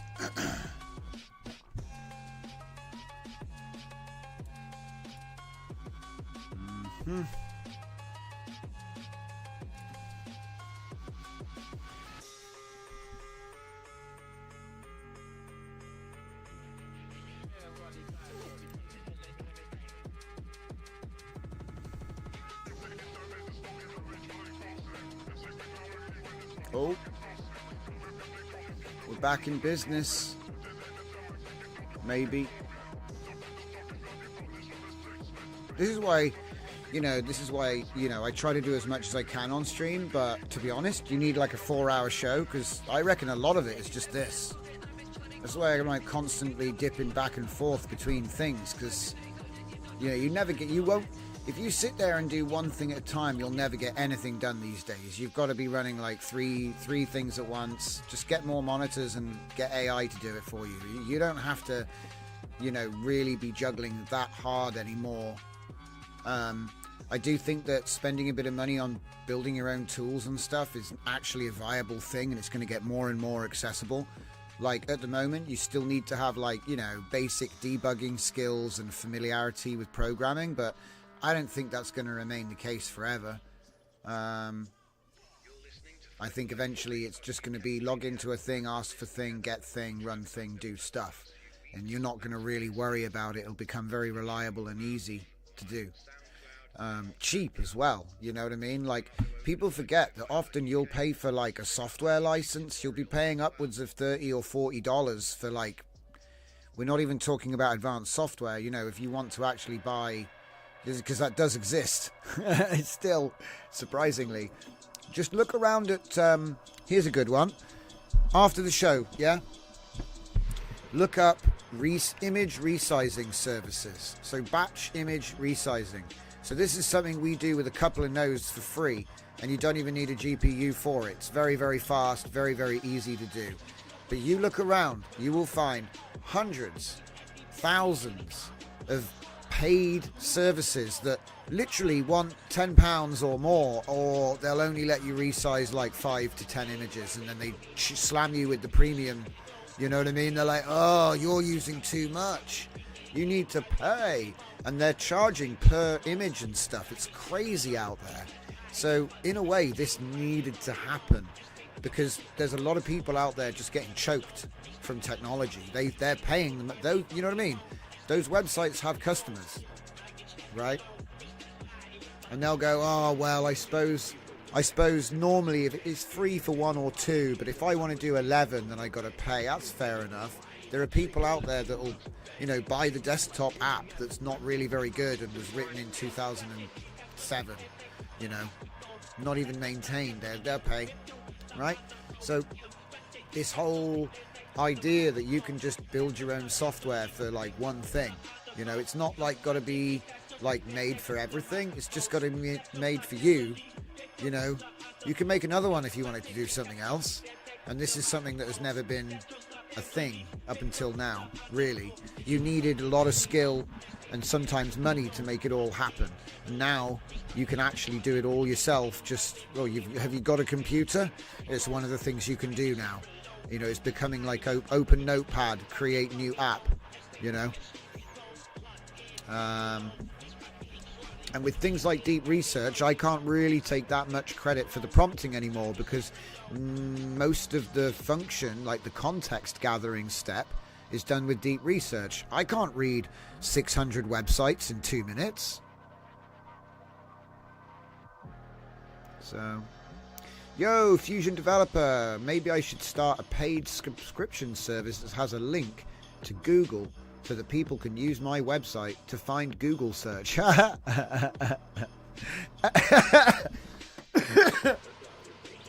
You joke, but those exist.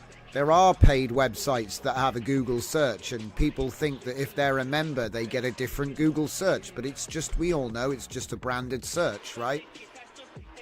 So they exist. There are paid subscription search engines, and a lot of them run Google in the back end. So it's like, is it really, you know?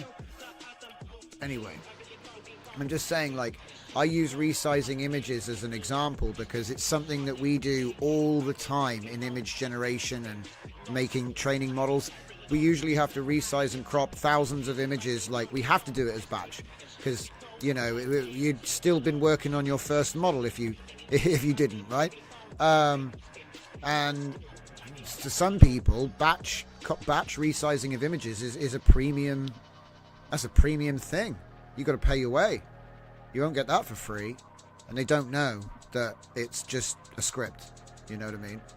Now, let's be honest. I'm sure there are some really cool resizing services out there that justify the payment, and maybe some of them don't charge $10 for 10 images, right?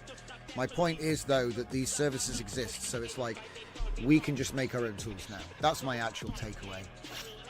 But yeah, check it out. Go and look for some batch image resize services. Go and check it out. You'll see what I'm talking about. A lot of them, they'll slam you with the premium membership as soon as you do like more than 10 or 100, maybe 100 images. Depends how generous the one you find is. But you know, that sort of thing does make money. You know, because people go, oh, I need to resize an image. Oh, pay the $5. You know, it makes money. And it makes me think that there's a revolution coming where all that stuff is just going to dry up, because you'll be able to go, ChatGPT, resize all the images in this folder, and it will just do it. I know it can't access files like that right now, but Gemini can, Claude can. It can write you a script that you can do it with.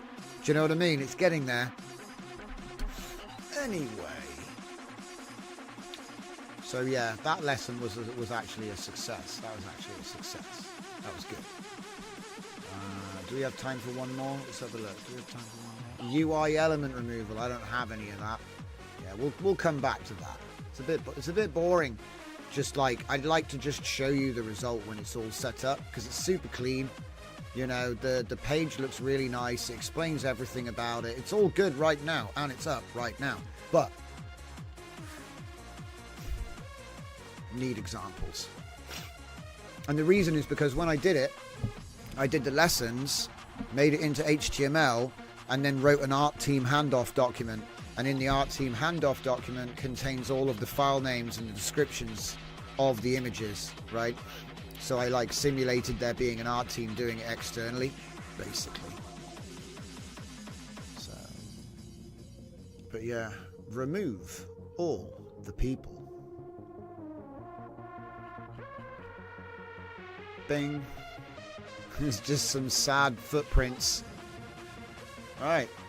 There's a little bit of shadow. Maybe it's the nuclear scorched pattern from scorched nuclear patterns. Yeah, this was working good as well.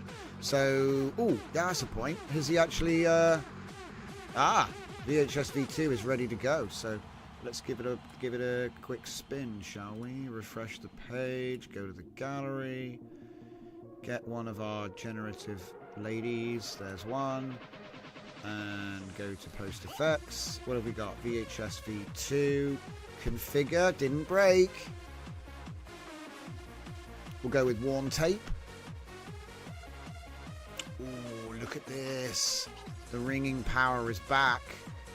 Okay, what else we got? EP, lowest quality.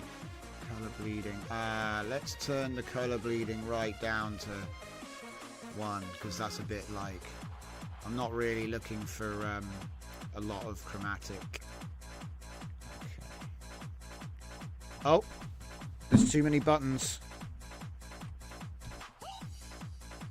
See, this is 100%, you know. So the whole thing could be bigger, in my opinion. Uh-oh. Oh, sheesh. Do you know what I've forgotten? It can't do it because... Oh, no. Oh, damn it. The numpy. We got a numpy problem. Not numpy. Not numpy. What are we going to do? Typical. 4 minutes left. We got numpy problems. Spin the wheels. I reckon what we'll do... Go into custom nodes and grab Pitman.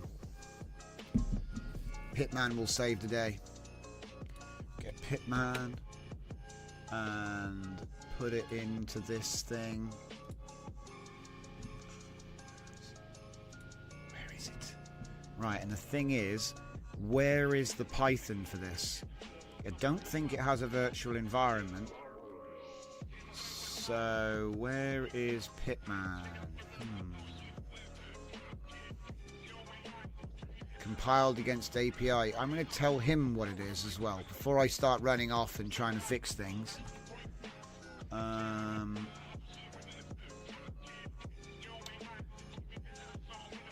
Filter. Yeah. Yeah. Okay. When we use the new effect, we see the following. Following error. It might be due to a missing dependency or conflict. We can investigate. It might be that I need to use dependency numpy lesser than 2. It might be as simple as I have an old numpy and I need to bump it up but not too far, because sometimes you go too far, that's also a problem. So before I get ahead of myself, oi, stop reading Pitman. Pitman's just a tool. It's just a CLI tool which helps you to manage your pip. So it's particularly good with embedded Python, but it will work with system Python as well. Wait, what?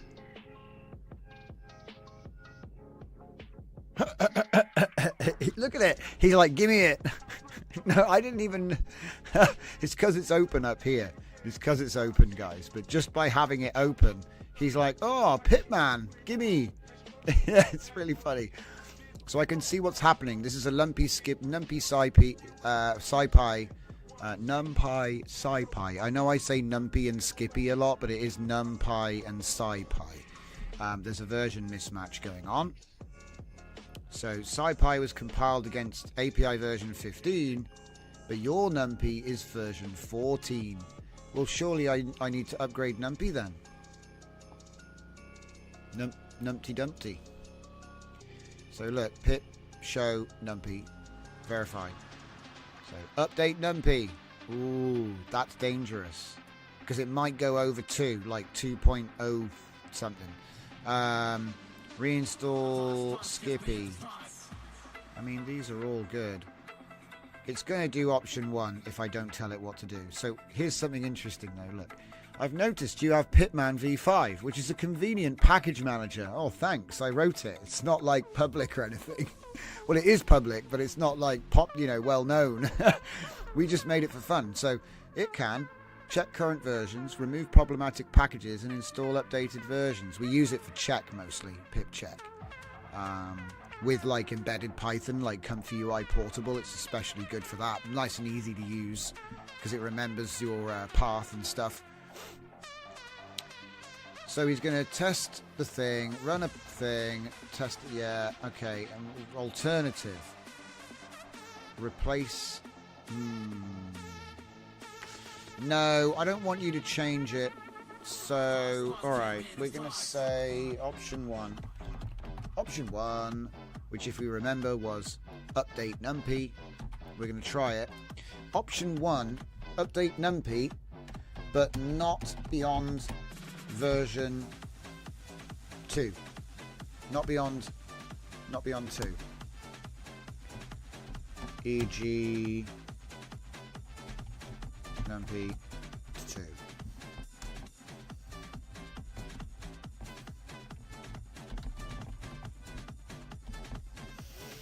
I think it's like 2.0.0 or something. I can't remember the exact. Hopefully we'll get away with it. So update numpy but not beyond version 2, e.g. this.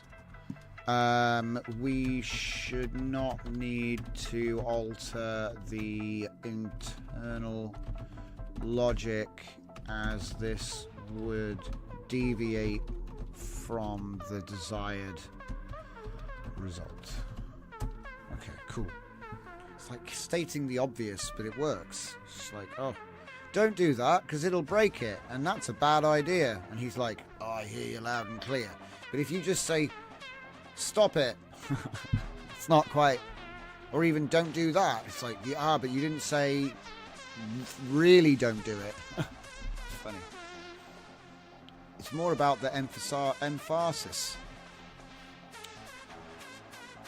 Where is it? Somebody once said attention is all you need. Oh no, Zeus said I paid for WinRAR and got scammed.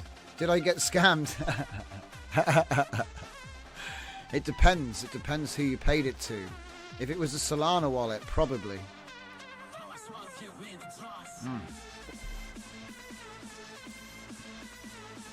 Update requirements.text to specify greater than that, lesser than 2. Yes. Yes, because breaking changes in version 2.0. Exactly. We don't want to do that. Nobody wants that. Alright, cool. I think, yeah. No changes to the processing logic. Updated numpy will be pumpy. Alright, let's get going. We're already running out of time.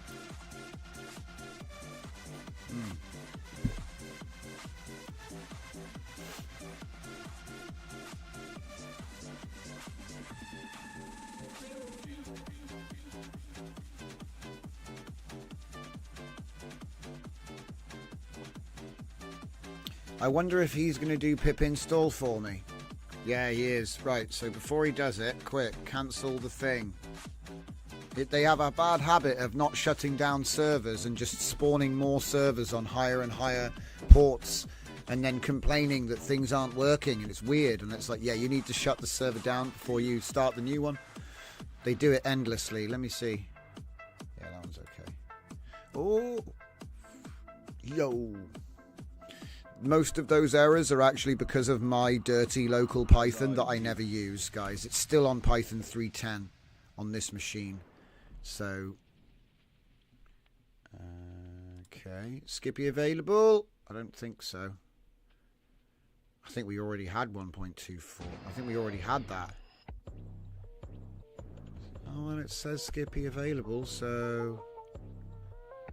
Okay, I'll take it. Cannot import name. Uh-oh. Uh-oh. It was so close.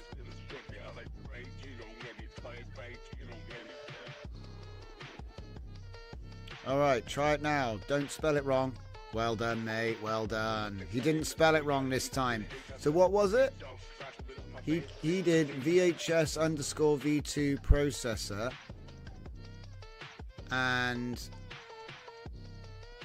processor. VHS V2. I don't see what he did differently. Hang on. What did you do differently, mate? I guess he must have changed something in the actual file. Unless it's like capitalization. Underscores. We got. Then we got uppercase. Ah. Video processor. You forgot to say the word video. Okay. Alright, let's have a look at it. Oh! VHS speeds available. Nice. I think this is going to work now. Can we check it now, or... looks like I'm going to start it up myself. Alright.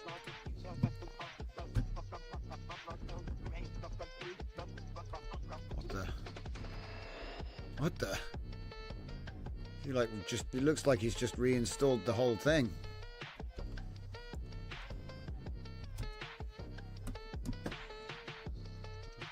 So he says it's up. Let's give it a go. VHS V2 refresh.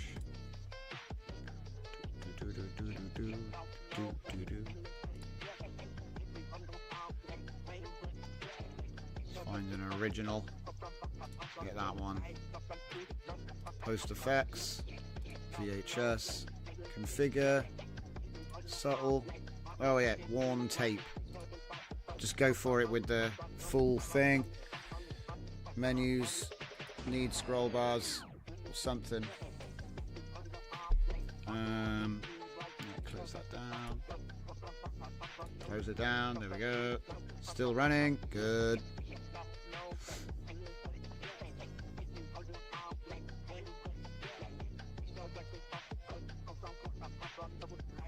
It's going slow, so it's doing something. But yeah, we made a whole bunch of images here, and there's all sorts of effects that can be added. Like, I still think that this one's my favorite, though. This one here, the sort of 3D scan effect. Or this one's a bit more RGB style. Like, what is it? Somebody said Predator Vision. I'm sure you could make it. Like, this one's way more, like, trippy. Like a Tron or something, I don't know, VR world type thing. And then I think we made another one which was like laser scanning. Yeah, looked like a laser scan, which is pretty cool. You can occasionally see like far details flickering. I like it. It's kind of like a nether type effect, like a netherworld type effect, or some kind of a negative dimension. I don't know. Pretty cool. And the thing is, you can just make them up. You just play with the sliders. There's all kinds of stuff that can be exposed, and there's the GSL section as well, which I didn't really touch on. I use it for pixelation mostly, but it's got a bunch of other effects in there, like blurring and stuff. And I think even that's quite useful because, you know, eventually we're going to be using video inputs for other stuff, so you can kind of prepare that as well. Let me see, refresh. Uh-oh, that doesn't look good. Oh no, it is. I can see her. She's down there, but it's really dark. I can see her on the screen though. I wonder what happened there. Something went wrong there. Maybe it was the preset I used. I'm going to try again with a preset, a custom preset. to default, put it to subtle. Preamp for set to 2.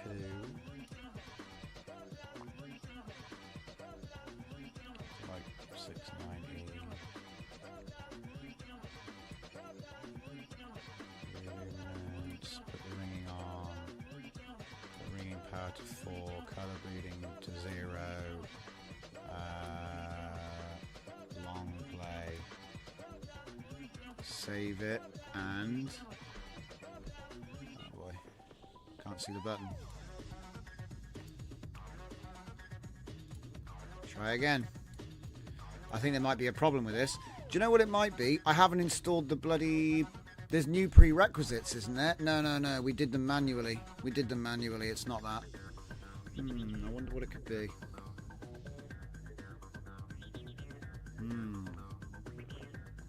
Tricky. What could it be? Somebody asked 3PO.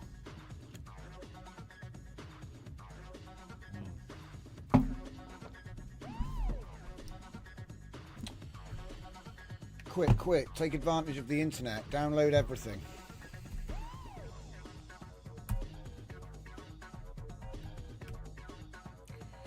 Download the internet, quick.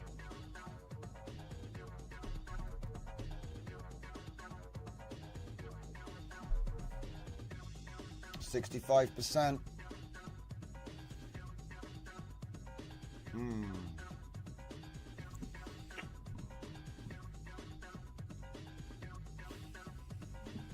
There's no need for anything.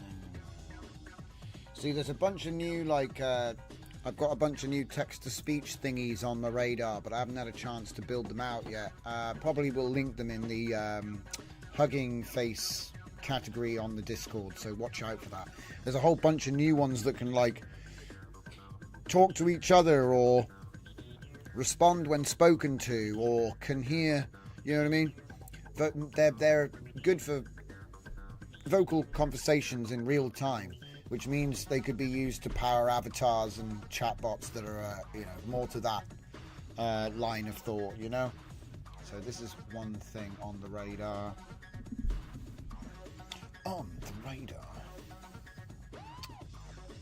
See, what I tend to do is build up a library of videos, which I'll then apply an effect to, which doesn't take long, and then put that with the speech. That's the idea. So you've got like a visualization of some kind with the video.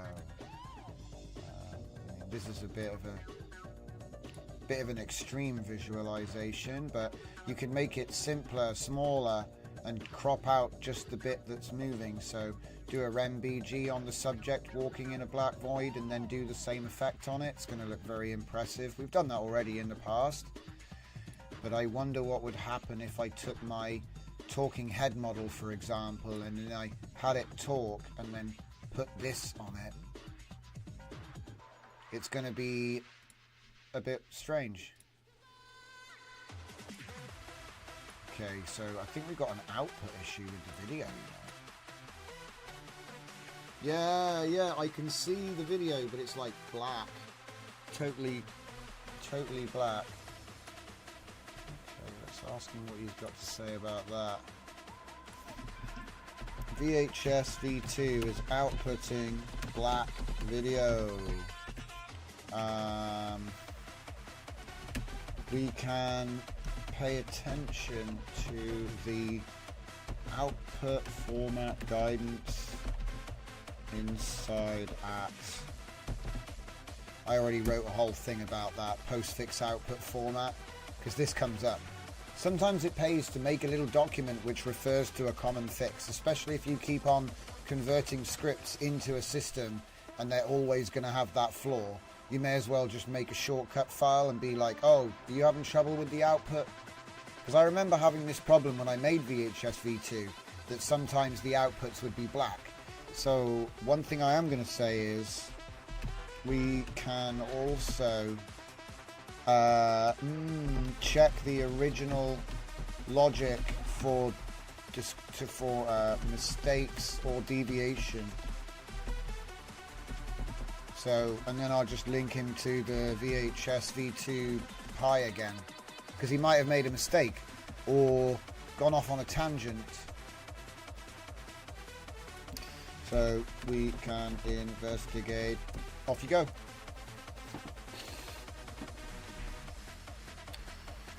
So let me see if I can find out what was the name of this brand new thingy. So I've been working on a whole bunch of stuff. Chatterbox is what it's based on. Yeah. So we've been looking at. Well, we haven't actually looked at it. You've seen me messing around with it and not actually making a workflow yet. But yeah, Chatterbox, and there are now deviations.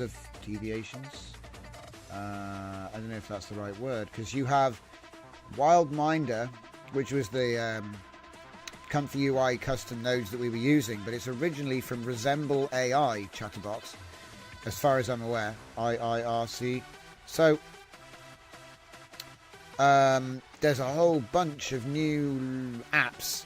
It outperforms 11 Labs, and it has a Llama backbone. And they're now saying we should be training this thing, okay? So I'm starting to get up to speed with it. And there's all these different, forks and projects and whatever. And one of them that came to my attention was, and I'm sure a bunch of you have been using it, it was called Unmute. Yeah, come on, load it up. Got too many mice. So Unmute is, let's just scroll down here. Unmute is a system that allows text LLMs to listen and speak by wrapping them in Qtie's text-to-speech and speech-to-text models. The speech-to-text transcribes what the user says, the LLM generates a response in text, and the text-to-speech reads it out loud. STT and TTS are optimized for low latency, and the system works with any text LLM you like. That's what I like to hear. Model agnostic, and it's both. It's STT and TTS. That's what we want, right? So if you want to use these separately, go to delayed streams modeling, okay? But on a high level, it works like this: browser, back end, front end, LLM, and then we have the two things. This is a bit like what I've been building, but better. I'm always willing to adopt the winner, right? It's just nice to be in the race. But here we have, it's all on Docker Compose. You can use Dockerless, all right? Okay. But we're not even going to use this one because I found another one that's better. It's funny as hell. As soon as I find something, well, I like Dockerless. Fernicar just said, place your bets. Docker will be our doom. The funny thing about Docker is once you've finished a project, it is easier to just spin up a Docker to make it work. It is. It just is. But if you want to change it, you need the original source. So it's kind of like, are you finished? And I'm not finished. So I don't see the point in Dockerizing. Maybe I'm old-fashioned. Maybe people work in the Docker now. I don't do that. I don't know. Anyway. So anyway, running without Docker. Here we have UV. Install with curl. What the heck? I don't even know what the rest of them are. I'll be doing that one and hoping it works. And then we have the different processes, which require amounts of VRAM, guys. So for the LLM, I mean, I guess if you're running your own, I don't know, if you're running your own LLM, surely it's actually only 7 gigabytes, right? If you just want those, I don't know. But this is the, yeah. Anyway. So here we have the cool graph. Okay. And it's very similar to how yeah, it's very similar. So for characters and voices, you define voices in a YAML file, blah, blah, blah, blah, blah. Right? So it's very cool. Do we have any screenshots? Do you know what? I should add screenshots to all of my GitHubs just because nobody else does. Yeah. Try and get a trend going, you know? But it doesn't stop there. Oh, by the way, just for reference, here's the delayed streams modeling from Qtie Labs, which is what they were talking about that as well. So then you can take the two things separately, right, and do what you want with them, okay? Qtie, text-to-speech. And this is very good, very good, very good stuff, right? We should be able to have some demos and whatnot to show off, but I haven't installed a lot of this yet. The reason is because if you just recalled what I've just done is I've just gone, oh yeah, by the way, here's this really cool thing called unmute, and it's based on Qt. So this is newer, and this is the original if you wanted to build with it in separate, right? But here's the thing. This isn't even the final form, right? This is not even its final form. Something else came out called Belt Out.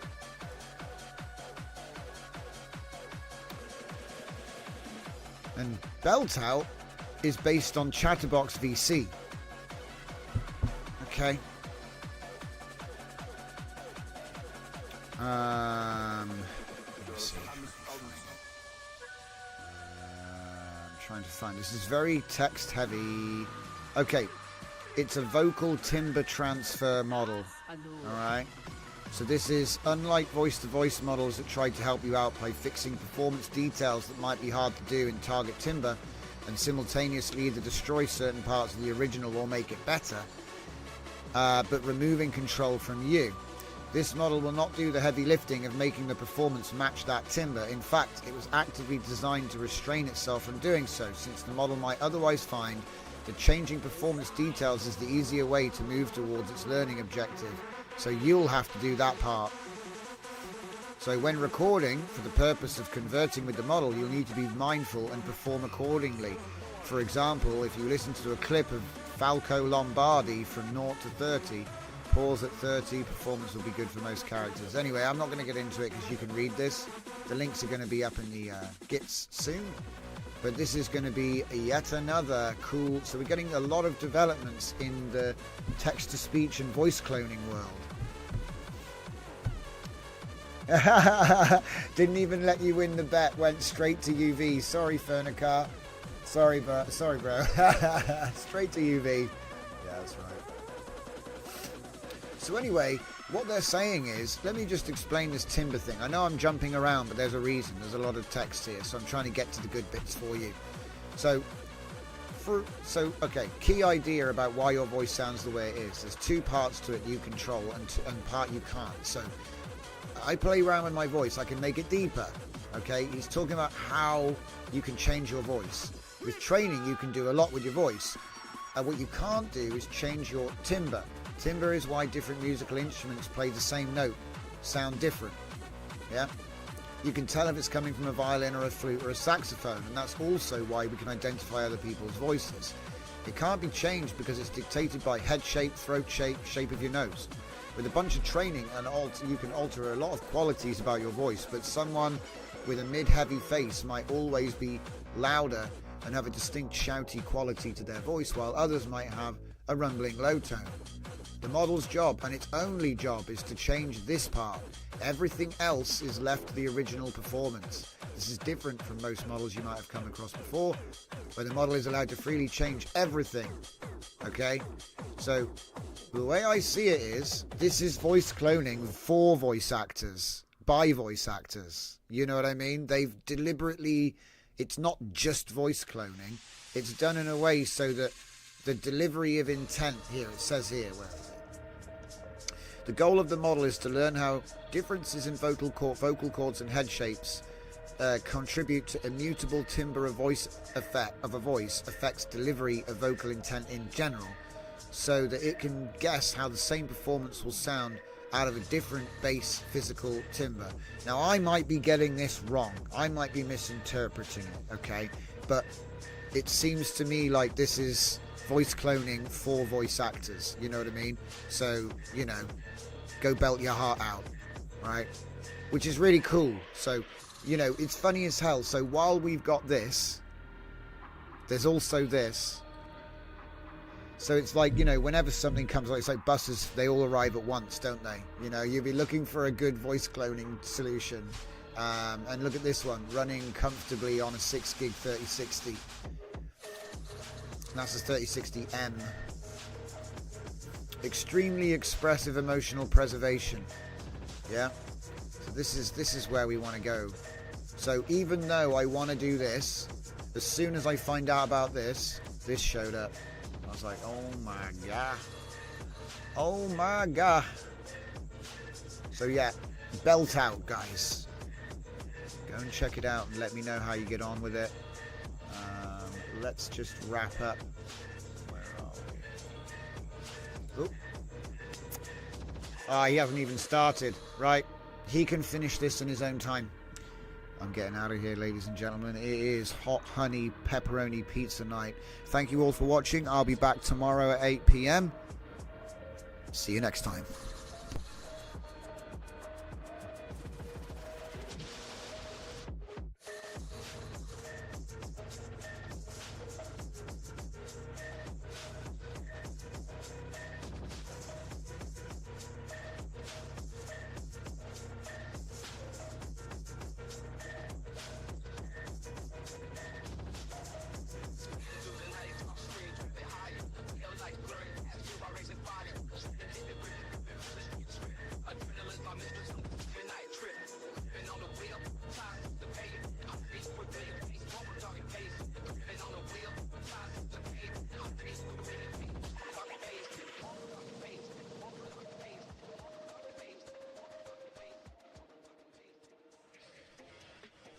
For God's sake.